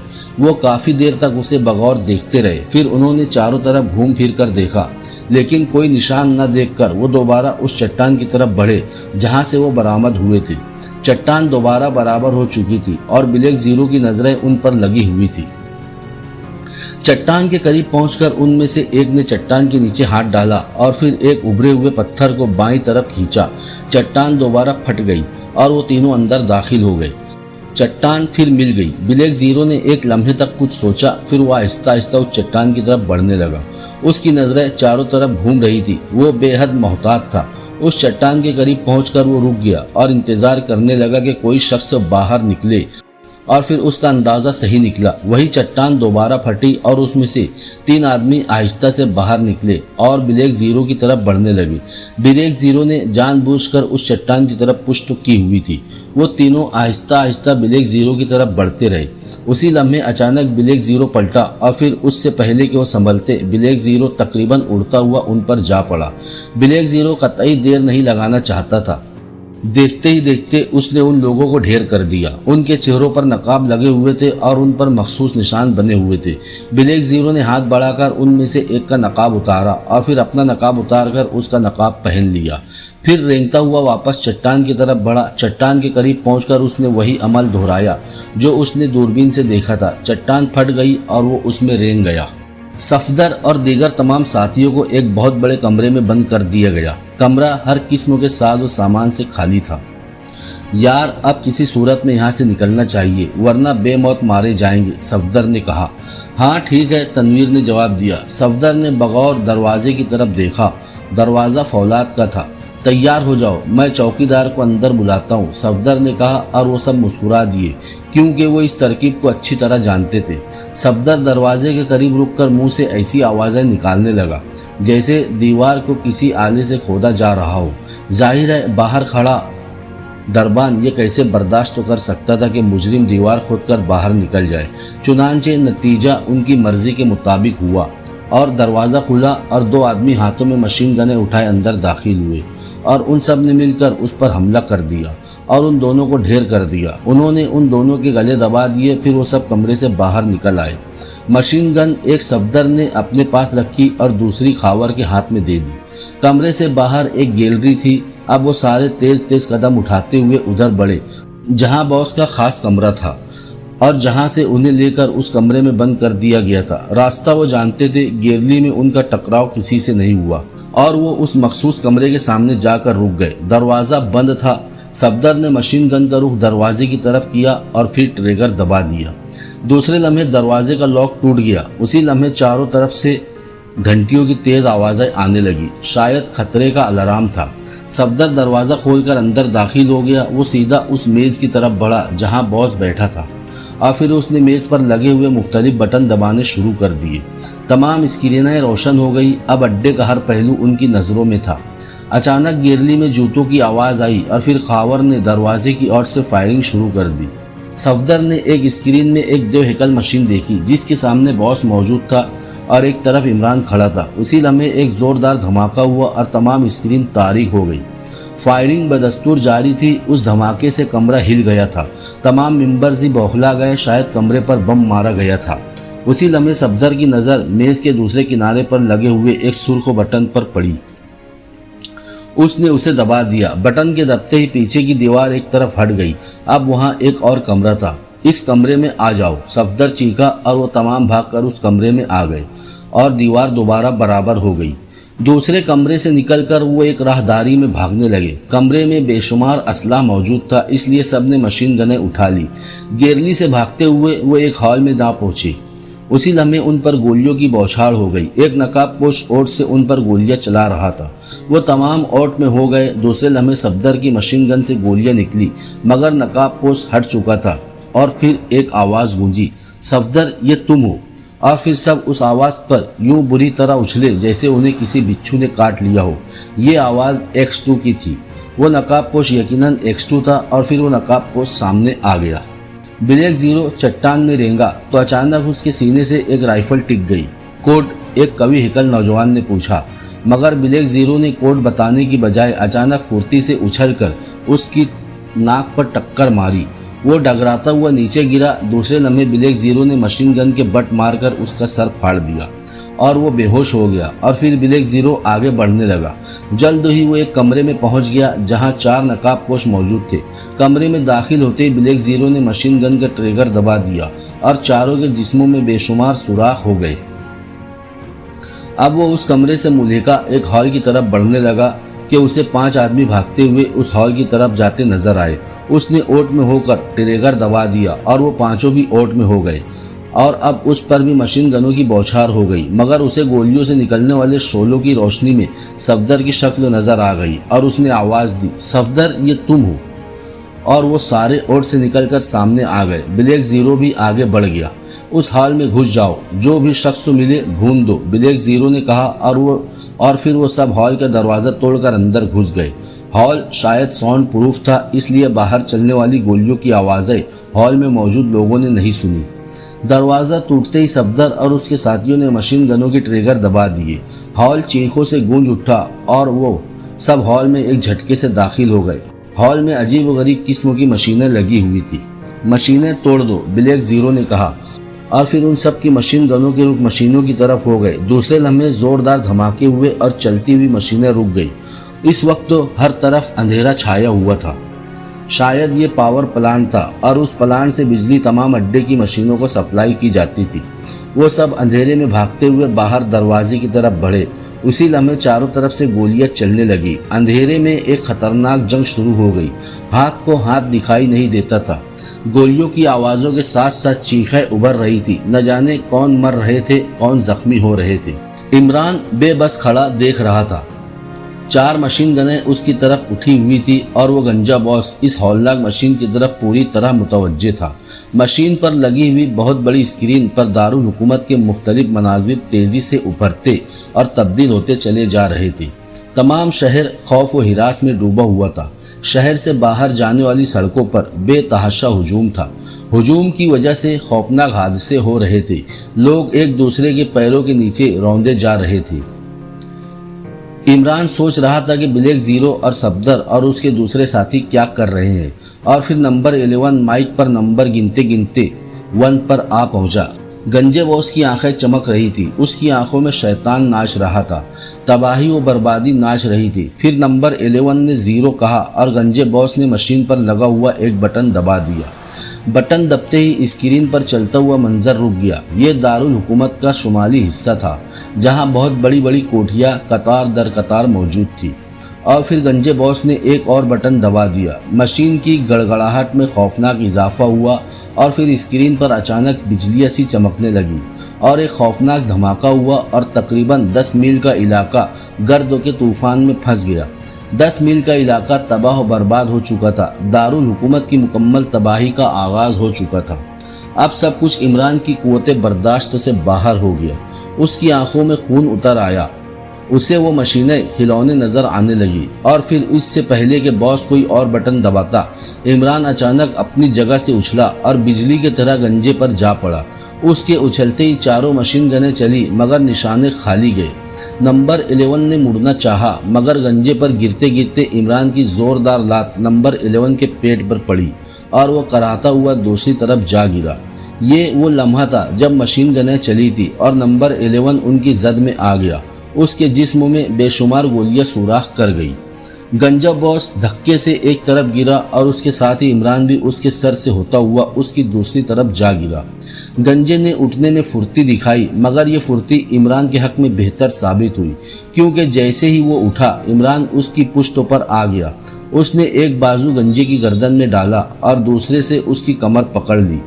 اب مشین گنوں والے بے بس ہو گئے، کیونکہ وہ اگر گولی چلاتے تو گولیاں سیدھی ان کے باس کے جسم میں گھس جاتی۔ ان کو کہو مشین گنیں پھینک دے ورنہ میں تمہاری گردن توڑ دوں گا، عمران بھیانک لہجے میں گرایا اور گردن والے بازو کو جھٹکا دیا۔ کڑ کڑ کی آواز آئی اور گنجے کے منہ سے گراہٹ کی آواز نکلی جیسے وہ مر رہا ہو، لیکن عمران جانتا تھا کہ وہ اتنی جلدی نہیں مر سکتا۔ پھینک دو مشین گنیں، پھینک دو، گنجا باس بھیچی بھیچی آواز میں چلایا۔ گنجے نے عمران کو جھٹکا دے کر آگے پھینکنے کی بے حد کوشش کی، لیکن عمران کے سر پر وحشت سوار تھی۔ عمران کو بھی اندازہ ہو گیا تھا کہ گنجا اپنے جسم میں گینڈے جیسی طاقت رکھتا ہے، لیکن یہاں سوال تھا پورے دارالحکومت کی زندگی اور موت کا۔ اس لیے عمران اپنی پوری طاقت کے ساتھ گنجے کے ساتھ چمٹا ہوا تھا اور گنجا بے بس ہو کر رہ گیا تھا۔ چاروں محافظوں نے مشین گنیں پھینک دی۔ باہر نکل جاؤ ورنہ، عمران نے خوفناک لہجے میں کہا اور ساتھ ہی گنجے کی گردن کو ایک اور جھٹکا دیا۔ نکلو، گنجا چیخا۔ وہ چاروں تیزی سے باہر نکل گئے۔ عمران نے گنجے کو دھکا دے کر آگے کی طرف پھینک دیا اور پھر خود بھی اچھل کر ایک مشین گن پر جا پڑا، اور پھر جیسے ہی وہ مشین گن اٹھا کر مڑا اس نے گنجے کو ایک دیوار میں غائب ہوتے دیکھا۔ گنجا شاید کسی خاص میکینزم سے دیوار میں کھلا بنا چکا تھا۔ اس نے فائرنگ کی مگر گنجا غائب ہو گیا تھا۔ इमरान फुर्ती से मशीन की तरफ बढ़ा और फिर उसने एक बटन दबाकर माइक संभाल लिया। वो काफ़ी देर तक उसे ऑपरेट होता देख चुका था, इसलिए वो उसकी वर्किंग समझ गया था। उसने तेज़ी से माइक मुंह से लगाया और फिर स्क्रीन पर नजरें जमा दी। अब स्क्रीन पर मंजर तब्दील हो रहे थे। तमाम शहरी बुरी तरह खौफजदा और परेशानी के आलम में इधर उधर भाग रहे थे। मैं अली इमरान बोल रहा हूँ। आप लोगों को खुशखबरी सुनाई जाती है कि मुजरिमों को गिरफ्तार कर लिया गया है। अब आप बेफिक्र रहे, मजीद तबाही नहीं होगी। इस वक्त तो तबाही लाने वाली मशीन पर मैं काबिज हूँ और एक लम्हे बाद ये मशीन तोड़ दी जाएगी, इमरान ने कहा। और फिर उसने देखा कि उसके अल्फाज का रद्द अमल खुशगवार हुआ था। लोग भागते भागते रुक गए थे। उनके चेहरों पर एकदम खुशियां फूट पड़ी थी। वो उछल उछल कर नारे लगा रहे थे। शायद भयानक तबाही से बचने की खुशी थी या मुजरिमों की गिरफ्तारी की। इमरान ने फुर्ती से बटन ऑफ कर दिया और फिर दरवाजे पर रुककर उसने मशीन गन की गोलियों की बौछार कर दी। डायल और बल्ब तेजी से टूटने लगे। इमरान अंधाधुंध मशीन पर गोलियां बरसाता रहा। मशीन तेजी से टूटने लगी और फिर एक जोरदार धमाका हुआ और मशीन के परखच्चे उड़ गए। उस धमाके की वजह से दरवाजे पर खड़ा इमरान उछलकर दूर गैलरी में जा गिरा। उसी लम्हे तमाम लाइट बुझ गई। चारों तरफ गहरा अंधेरा छा गया। अब उसके कानों में बेतहाशा गोलियां चलने की आवाज़ें आने लगी। इसका मतलब है कि मुकाबला जारी है, इमरान ने सोचा। फिर वो तेजी से गैलरी में भागने लगा। वो अंधेरे में अंधाधुंध भागा जा रहा था कि वो एक दीवार से टकराकर गिर गया। शायद गैलरी खत्म हो चुकी थी। उसी लम्हे जिस जगह वो गिरा था वो जगह फट गई और वो सर के बल नीचे गिरता चला गया। फिर वो किसी चीज से टकरा गया जो यकीनन किसी आदमी का जिस्म था। उसी लम्हे उस पर किसी ने फायर कर दिया। वो पहलू बदल गया, मगर गोली से निकलने वाले शोले की रोशनी में उसने देखा कि ये 6 आदमी थे जो एक दीवार से लगे खड़े थे। सफदर का खौफ ज़्यादा चेहरा उसकी नज़रों में आ गया। सफदर तुम हो, इमरान चीखा। इमरान साहब आप। बैक वक्त तो 5 आवाज़ें गूंजी और इमरान ने शुक्र पढ़ा कि वो अपने साथियों में पहुंच गया है। इतने में उसे ब्लैक जीरो की आवाज़ आई। वो ट्रांसमीटर पर कह रहा था, operation number 1 ready, X2 speaking. पहाड़ी के शुमाली हिस्से पर बमबारी करो जल्दी। ओके सर, दूसरी तरफ से आवाज आई और फिर चंद लम्हे बाद से बेपनाह धमाके होने लगे और फिर एक जोरदार धमाका हुआ और उनके सामने जैसे तारीकी की गहरी चादर किसी ने खींच ली हो। अब उन्हें अपने सामने आसमान नजर आ रहा था। X2 स्पीकिंग, बमबारी रोक दो, हम बाहर आ रहे हैं, X2 ने गुर्राते हुए कहा। ओके सर, जवाब मिला। दौड़कर बाहर निकलो, X2 ने कहा और फिर वो तमाम दौड़ते हुए पत्थरों से ठोकरें खाते पहाड़ी से बाहर के रुख पर आ गए। अब वो खुले मैदान में थे और फिर दौड़ते हुए X2 चिल्लाया, कमांडर असलम, X2 स्पीकिंग, तमाम पहाड़ी को घेर लो, किसी भी आदमी को फरार मत होने दो। हम 7 आदमी पहाड़ी के शुमाली हिस्से में है, जल्दी हमारे पास पहुंच जाओ, जल्दी, X2 ने हुक्म दिया। ओके सर, मैं खुद शुमाली हिस्से में ही हूँ और मैंने आपको देख लिया है, मैं आपके पास पहुँच रहा हूँ, कमांडर असलम ने जवाब दिया। चंद लम्हे बाद एक जीप तेजी से दौड़ती हुई उनके करीब आकर रुक गई। X2, जीप में से एक ने पूछा। कमांडर असलम, X2 ने जवाब दिया। आ जाइए, कमांडर असलम ने कहा। जीप में बैठो, X2 ने हुक्म दिया और सब साथी उछलकर जीप में बैठ गए।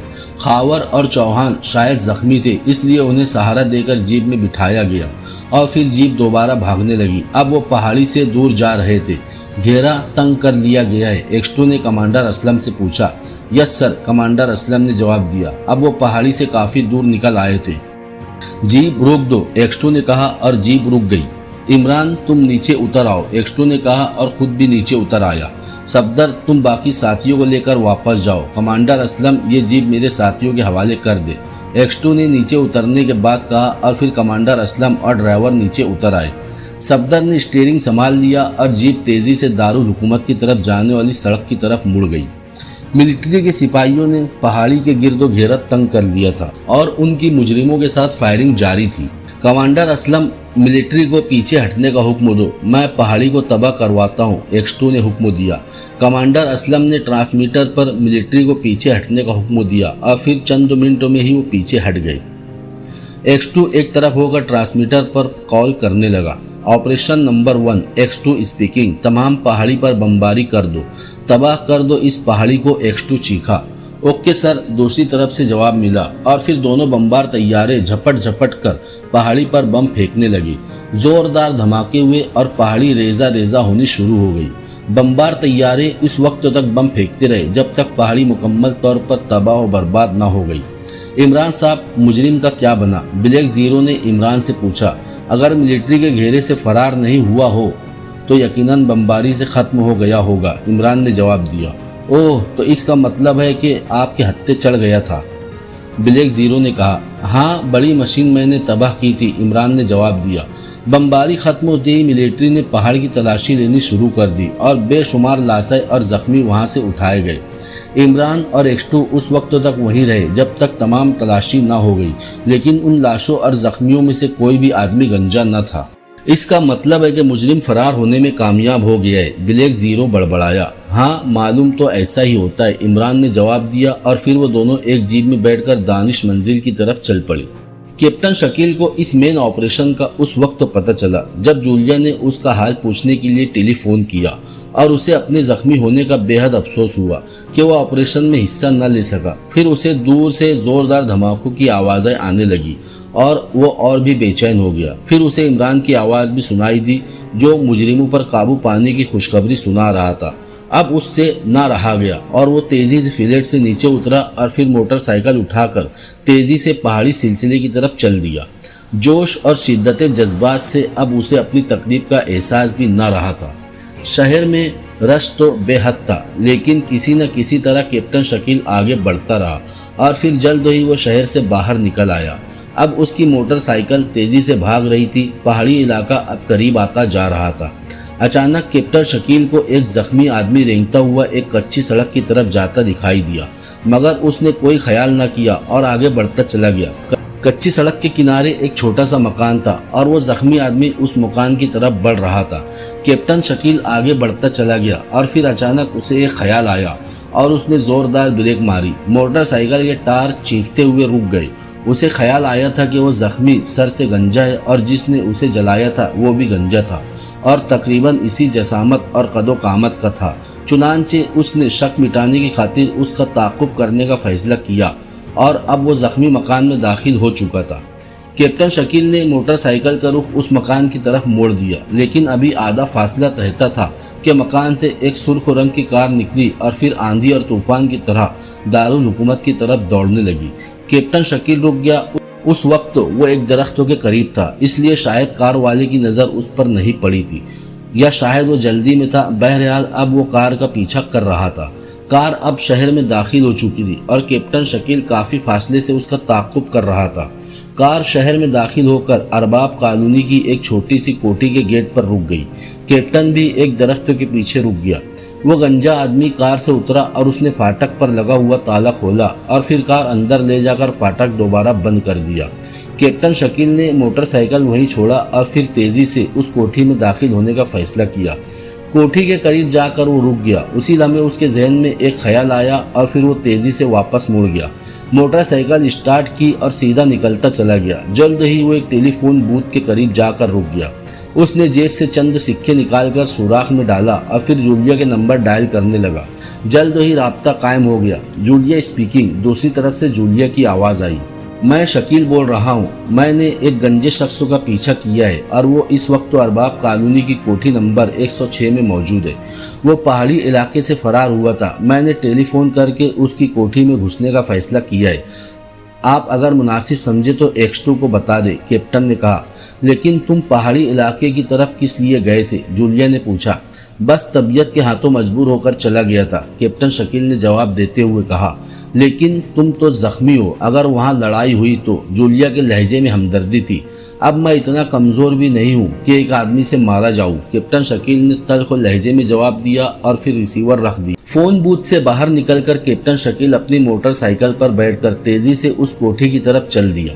मोटरसाइकिल उसने कोठी के करीब रोकी और फिर पैदल चलता हुआ कोठी की पुश्तों की तरफ बढ़ गया। कोठी की पुश्तों की दीवार कदरे नीची थी, इसलिए वो आसानी से उस पर चढ़ गया और फिर दूसरी तरफ कूद गया। उसका हल्का सा धमाका हुआ, लेकिन कैप्टन शकील चंद लम्हे तक दम साधे वहीं बैठा रहा। जब कोई रद्द अमल ना हुआ तो वह आहिस्ता से रेंगता हुआ असल इमारत की तरफ बढ़ गया। कॉरिडोर से होता हुआ वो एक कमरे में घुसा। वहां से उसे दूसरे कमरे में रोशनी नजर आई। वो बड़ी एहतियात से आगे बढ़ा। उसने रिवॉल्वर जेब से निकालकर हाथ में ले लिया उसी लम्हे लाइट बंद हो गई और फिर एक शख्स बुरी तरह उससे टकराया और कैप्टन शकील के हाथ से रिवॉल्वर निकलकर दूर जा गिरा। वो शख्स टकरा कर दोबारा अंदर जा गिरा था। कैप्टन शकील ने भी अंदाजे के मुताबिक वही जंप लगाया, लेकिन वो फर्श से जा टकराया और फिर उससे पहले कि वो उठता बूट की जोरदार ठोकर उसके जबड़े पर पड़ी, मगर कैप्टन शकील ने हमला आवर की टांग पकड़कर मरोड़ी और हमला आवर चकराता हुआ नीचे जा गिरा। अब कैप्टन शकील उसके ऊपर था, मगर जल्द ही हमला आवर ने उसे दूसरी तरफ उछाल दिया। हमला आवर के जिस्म में बेपनाह कुव्वत थी। इधर कैप्टन शकील कदरे जख्मी भी था, इसलिए वो कमजोरी महसूस कर रहा था। दूसरी तरफ गिरते ही वो उछलकर खड़ा हुआ, मगर उसके सीने पर जोरदार फ्लाइंग किक पड़ी और वो लड़खड़ाता हुआ दीवार से जा टकराया, मगर दूसरे ही लम्हे उसने जंप लिया और हमला आवर के ऊपर जा पड़ा। उसने उसे बेतहाशा मुक्के मारने शुरू कर दिए, मगर हमला आवर का एक मुक्का उसकी कनपट्टी पर पड़ा। इतने जोर से पड़ा कि उसकी आंखों के आगे सितारे नाच गए और वो हवा में हाथ चलाता हुआ नीचे गिर गया। हमला आवर ने हाथ झाड़े ही थे कि कमरा खट की आवाज से रोशन हो गया। इमरान, सफदर और तनवीर वहां मौजूद थे। हमला आवर चौंक कर मुड़ा, लेकिन इमरान के हाथ में रिवॉल्वर देखकर रुक गया। अब उसके मुंह से नकाब उतरा हुआ था और उसका गंजा सर रोशनी में चमक रहा था। कमरे के एक कोने में एक सिया बैग पड़ा हुआ था। डॉक्टर बचकाक, अब तुम बच कर नहीं जा सकते। इमरान की आंखें सुर्ख होती। अपना नाम सुनकर वो चौंक पड़ा, फिर उसके चेहरे के नुकूश बिगड़ गए। उसी लम्हे उसने रिवॉल्वर की परवाह न करते हुए इमरान पर छलांग लगा दी। इमरान ने रिवॉल्वर एक तरफ फेंककर उसके हमले को हाथों पर लिया और उसे दूसरी तरफ उछाल दिया। डॉक्टर, मैं तुम्हें ऐसी इबरतनाक सजा दूंगा जो तुम्हारे तसव्वुर में भी नहीं आई होगी। इमरान भेड़िए की तरह गुर्राया और फिर उठते हुए डॉक्टर पिचकाक पर छलांग लगा दी और वो दोनों एक दूसरे से टकराए और नीचे गिर पड़े। अब इमरान गंजे के ऊपर था। दूसरे लम्हे गंजे ने नीचे से घुटना चलाया और इमरान उड़ता हुआ एक तरफ जा गिरा। फिर दोनों ने उठते ही फुर्ती दिखाई और अब वो दोनों एक दूसरे के मद्दे मुकाबिल थे। अचानक इमरान ने झुकाई दी और गंजा झांसे में आ गया।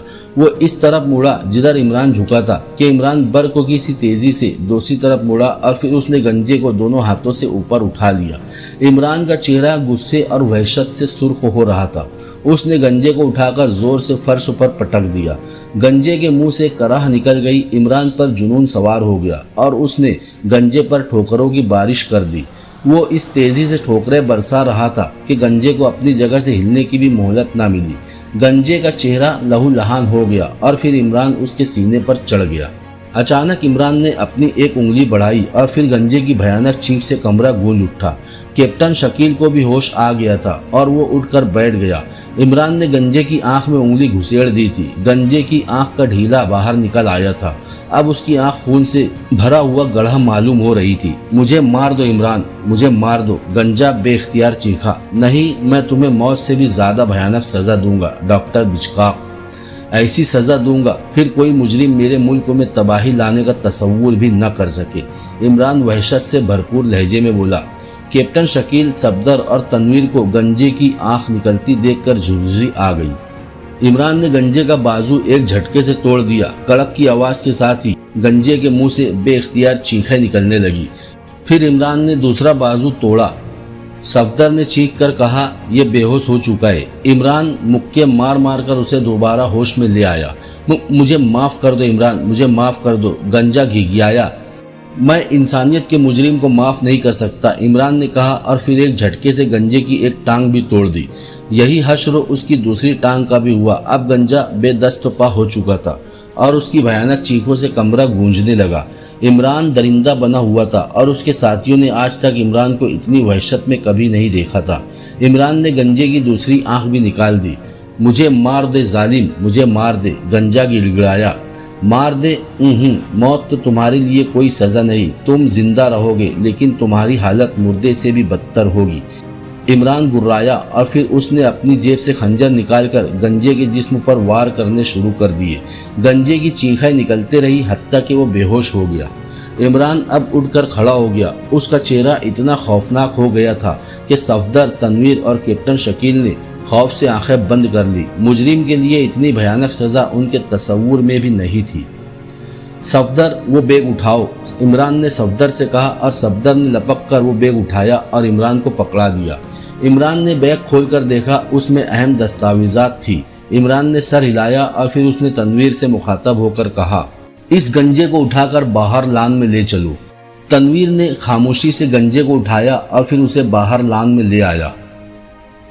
وہ گنجا اب بھی بے ہوش تھا۔ اس کے زخم پر مٹی ڈال دو، عمران نے حکم دیا اور تنویر نے لان کے کنارے سے مٹی اٹھا کر گنجے کے ان گنت زخموں پر ڈالنی شروع کر دی۔ مٹی سے خون رک گیا۔ اسے اٹھا کر گاڑی میں ڈالو، عمران نے حکم دیا۔ تنویر نے بے ہوش گنجے کو اٹھا کر گاڑی میں ڈالا اور پھر وہ سب اس میں بیٹھ کر کوٹھی سے باہر نکل آئے۔ ایک چوک کے پاس پہنچ کر عمران نے گاڑی روکی۔ تنویر، اس گنجے کو اٹھا کر فٹ پاتھ پر ڈال دو۔ عمران کے لہجے میں ابھی تک وحشت نمایاں تھی۔ تنویر، جو عمران کے حکم کو ماننا اپنی توہین سمجھتا تھا، کان دبا کر اس کے حکم کی تعمیل کر رہا تھا۔ اس نے گنجے کو کار سے نکالا اور پھر فٹ پاتھ پر ڈال دیا۔ تنویر واپس کار میں آ بیٹھا اور کار تیزی سے دوڑتی ہوئی آگے بڑھ گئی۔ دانش منزل کے میٹنگ ہال میں سب ممبرز موجود تھے۔ عمران بھی ایک طرف سر جھکائے بیٹھا تھا۔ عمران صاحب، اب سلیمان کا کیا حال ہے؟ اچانک صفدر نے عمران سے پوچھا۔ ٹھیک ہے، مگر اب قدر شریف ہو گیا ہے، خاص طور پر فیاض کی تو بڑی عزت کرتا ہے، عمران نے مسکراتے ہوئے جواب دیا۔ کیوں نہ کرے، اب تو دونوں کا ایک ہی خون ہو گیا ہے، صفدر نے ہنستے ہوئے کہا۔ یہی بات میں نے فیاض سے کہی تو لڑنے مرنے کے لیے تیار ہو گیا، عمران نے آنکھیں نچاتے ہوئے کہا۔ کیوں، اس میں لڑائی والی کون سی بات ہے؟ صفدر نے حیرت سے پوچھا۔ بس یہی کہ تم مجھے باورچی بنا رہے ہو، عمران نے جواب دیا۔ اور پھر سب لوگ متوجہ ہو گئے کیونکہ ٹرانسمیٹر کا بلب اسپارک کرنا شروع ہو گیا تھا۔ جولیا نے اٹھ کر ریسیور کا بٹن دبا دیا۔ ہیلو ممبرز، کیا سب لوگ آ گئے ہیں؟ ایکس2 کی آواز سنائی دی۔ جی ہاں جناب، جولیا نے جواب دیا۔ اوکے، اب آپ لوگ چونکہ کیس کی تفصیلات سننے کے لیے بے چین ہوں گے، اس لیے میں مختصر طور پر آپ کو اس کے متعلق بتاتا ہوں، ایکس2 نے کہا اور پھر کیس کی تفصیل بتانے لگا۔ ایک عیار بدنام زمانہ ادارہ BIA نے ہمارے ملکوں میں انتشار، بدنظمی، مالی بحران اور انقلاب لانے کا منصوبہ تیار کیا، کیونکہ ہماری موجودہ حکومت نے ان کی مرضی پر چلنے سے انکار کر دیا ہے۔ اس لیے انہوں نے ڈاکٹر بچکاک کو یہاں بھیجا۔ ڈاکٹر بچکاک ایک مشہور جاسوس ہے جس نے کئی ملکوں میں بڑی کامیابی سے انقلاب لانے کا مشن پورا کیا تھا۔ وہ قدرتی طور سے بالکل گنجا تھا، اس لیے اسے گنجے ڈاکٹر کے نام سے بھی پکارا جاتا تھا۔ عمران کے متعلق چونکہ BIA والے جانتے تھے کہ عمران ضرور اس منصوبے کے آڑے آئے گا، اس لیے انہوں نے ڈاکٹر بچکاک کو عمران کے متعلق بتا دیا۔ ڈاکٹر بچکاک نے ہمارے ملک میں آتے ہی سب سے پہلے سر رحمان کو زہر ملا دودھ پلا کر ان پر مصنوعی موت طاری کر دی۔ یہ موت گو مصنوعی تھی، لیکن یہاں کے ڈاکٹروں کے لیے اتنی مکمل تھی کہ وہ سر رحمان کی موت پر شک بھی نہ کر سکے اور سر رحمان کو دفن کر دیا گیا۔ ڈاکٹر بچکاک نے انہیں قبروں سے نکال کر وہ مصنوعی موت دور کر دی اور وہ زندہ ہو گئے۔ اس میں اس کے دو مقصد پنہاں تھے۔ سب سے پہلے تو یہ کہ وہ سر رحمان کو عمران کے مقابلے میں بطور یرغمال رکھنا چاہتا تھا۔ دوسرا، اس نے ان کی جلد میں اپنا ایجاد کردہ ڈکٹا فون مائک چھپا دیا تاکہ اگر کسی طرح سر رحمان رہا ہو جائے تو ان کے ذریعے وہ حکومت کے تمام سرگرمیوں سے واقف رہے۔ عمران یا ہمیں سر رحمان کی موت پر قطعی کوئی شبہ نہیں ہوا، کیونکہ ان دنوں کوئی کیس بھی نہیں تھا کہ ہم اس پہلو پر سوچتے۔ بہرحال ایک دن عمران ایک ہوٹل میں جانے لگا تو اسے ایک بھکاری نظر آیا۔ عمران پہلی ہی نظر میں بھانپ گیا کہ یہ شخص میک اپ میں ہے، اور پھر عمران اسے زبردستی ہوٹل میں لے گیا۔ جب وہاں عمران کی حرکتوں سے اس کا راز کھلنے لگا تو اسے گولی مار دی گئی۔ جب اس کا میک اپ ہٹایا گیا تو وہ شخص غیر ملکی نکلا۔ عمران نے مجھے رپورٹ دی اور میں کھٹک گیا۔ پھر میں نے تمام ممبروں کی ڈیوٹی لگا دی کہ وہ شہر کا راؤنڈ لگائے اور کسی بھی مشتبہ بھکاری کو دیکھے تو اسے اغوا کر کے لے آئے۔ عمران خود بھی ایک بھکاری کے روپ میں شہر میں پھرنے لگا۔ اس کا نظریہ یہ تھا کہ بھکاری کے روپ میں وہ بھکاریوں کے زیادہ قریب سے دیکھ سکتا ہے۔ پھر جولیا اغوا ہو گئی اور اسے اغوا کرنے والا ایک گھنجا بھکاری تھا جو دراصل خود ڈاکٹر بچکاک تھا، جو نہ جانے کیوں بھکاری کے روپ میں تھا۔ پھر کیپٹن شکیل کو بھی اغوا کر لیا گیا اور جس کار میں اسے اغوا کر کے لے جایا جا رہا تھا اس کار پر عمران کی نظر پڑ گئی۔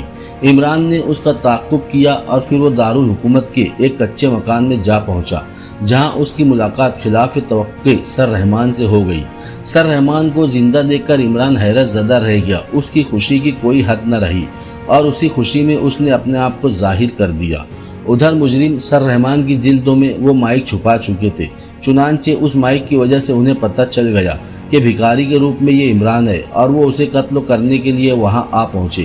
ایک جھڑپ ہوئی اور گنجا بھاگ گیا۔ اس نے ٹائم بم سے مکان اڑا دیا۔ اس کا خیال تھا کہ یہ سب لوگ ملبے میں دفن ہو جائیں گے، لیکن سر رحمان، عمران، جولیا اور کیپٹن شکیل بچ نکلے۔ پھر ڈاکٹر بچکاک نے رقم بانٹ کر بھکاریوں کا ایک جلوس مین بازار میں نکلوایا اور مین بازار میں لوٹ مار کروا کر آگ لگوا دی تاکہ حکومت بوکھلا جائے۔ صفدر وہاں موجود تھا۔ اس نے پیچھا کیا اور پھر وہ نادانستگی میں ان کے اڈے میں جا پہنچا۔ اس جلوس کی کمان خود ڈاکٹر کر رہا تھا۔ اس کو صفدر پر شک گزرا اور اس نے اپنی طرف سے صفدر کو قتل کر کے اس کی لاش گٹر میں پھینکوا دی۔ صفدر کا مقدر اچھا تھا کہ وہ بچ نکلنے میں کامیاب ہو گیا۔ پھر ڈاکٹر بچکاک نے بینکوں کی دیواروں کو جدید انداز سے نقب لگوا کر جعلی نوٹ وہاں رکھوا دیے اور اس طرح ملک کو شدید مالی بحران کی لپیٹ میں آ گیا۔ لوگ حکومت کے سخت خلاف ہو گئے۔ ڈاکٹر نے غدار سیاسی پارٹیوں کو رقم دے کر اپنے ساتھ ملا لیا اور یہ سیاسی پارٹیاں حکومت کے خلاف پروپیگنڈا کرنے لگی۔ کیپٹن شکیل کو اس اڈے میں تحقیقات کے لیے بھیجا گیا تو یہ بھی ان کے ہتھے چڑھ گیا اور اسے زندہ جلانے کی سزا دی گئی، لیکن پھر شاید ڈاکٹر نے جان بوجھ کر اسے زندہ رہنے دیا، لیکن اس کی جلد میں بھی مائک چھپا دیا گیا۔ عمران نے ہوٹل 3 اسٹار جہاں پہلی دفعہ وہ بھکاری کو لے گیا تھا اس کے مینیجر کو اغوا کیا اور پھر اس پر دانش منزل میں تشدد کیا گیا تو اس نے سب کچھ اگل دیا۔ اس میں ایک اشارہ یہ بھی تھا کہ سر رحمان کے پاس ایک مائک ہے، لیکن یہ معلوم نہیں کہ وہ کہاں ہے۔ صدر مملکت کی میٹنگ میں عمران نے وہ مائک نکلوا لیا اور پھر عمران کے فلیٹ پر مجرموں نے حملہ کیا اور سلیمان کو گولی مار دی۔ سلیمان مرتے مرتے بچا۔ پھر مجرموں نے دارالحکومت کی تباہی کا الٹیمیٹم دے دیا۔ یہ آخری زوردار چوٹ تھی تاکہ عوام حکومت کا تختہ الٹ دے۔ اس کے لیے مجرم نے 3 دن کا وقفہ دیا۔ بعد میں پتہ چلا کہ اس کی مشین ورکنگ آرڈر میں نہیں تھی اور اسے ٹھیک کرنے کے لیے 3 دن درکار تھے۔ بہرحال اب مجرموں کی فوری گرفتاری ضروری ہو گئی۔ پھر جب کیپٹن شکیل کا فون آیا تو میں نے عمران کو وہاں بھیج دیا۔ مجرموں سے مائک پر عمران اور کیپٹن شکیل کی باتیں سنی اور پھر عمران کو اغوا کر لیا گیا۔ ہمارا منصوبہ بھی یہی تھا کہ کسی طرح عمران اغوا ہو کر مجرموں کے اڈے تک پہنچ جائے اور ہمیں ان کے اصل اڈے کا پتہ چل سکے۔ یہ سب کچھ اس اندازے پر کیا گیا تھا کہ شاید کیپٹن شکیل کی جلدوں میں بھی مائک نکل آئے، اور پھر وہی ہوا۔ مائک اس کی جلدوں میں موجود تھا جسے عمران نے نکال دیا، اور اس سے پہلے عمران نے خواہ مخواہ کیپٹن شکیل سے بحث چھیڑ دی تاکہ مجرم اسے اغوا کرنے کے لیے وہاں پہنچ جائے۔ وہی ہوا اور مجرم اسے اغوا کر کے لے گئے۔ صفدر کو میں نے نگرانی کے لیے بھیجا۔ صفدر نے ان کا تعاقب کیا اور وہ پہاڑی تک پہنچنے میں کامیاب ہو گیا جو مجرموں کا اصل اڈا تھا۔ صفدر نے مجھے ٹرانسمیٹر پر کال کیا اور پوزیشن بتلائی۔ میں نے باقی ممبروں کو بھی وہی صفدر کی مدد کے لیے بھیج دیا۔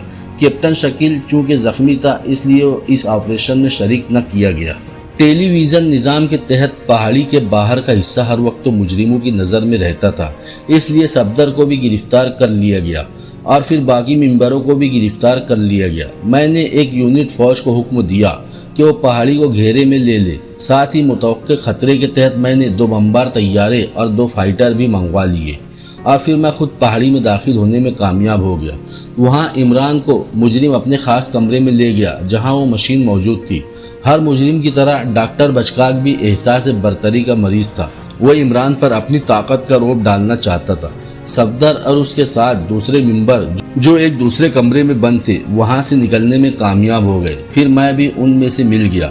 ہم نے وہاں ان کا پاور پلانٹ تباہ کر دیا جس سے تمام اڈے میں اندھیرا چھا گیا اور مجرم اندھیرے کی وجہ سے ایک دوسرے سے لڑنے لگے۔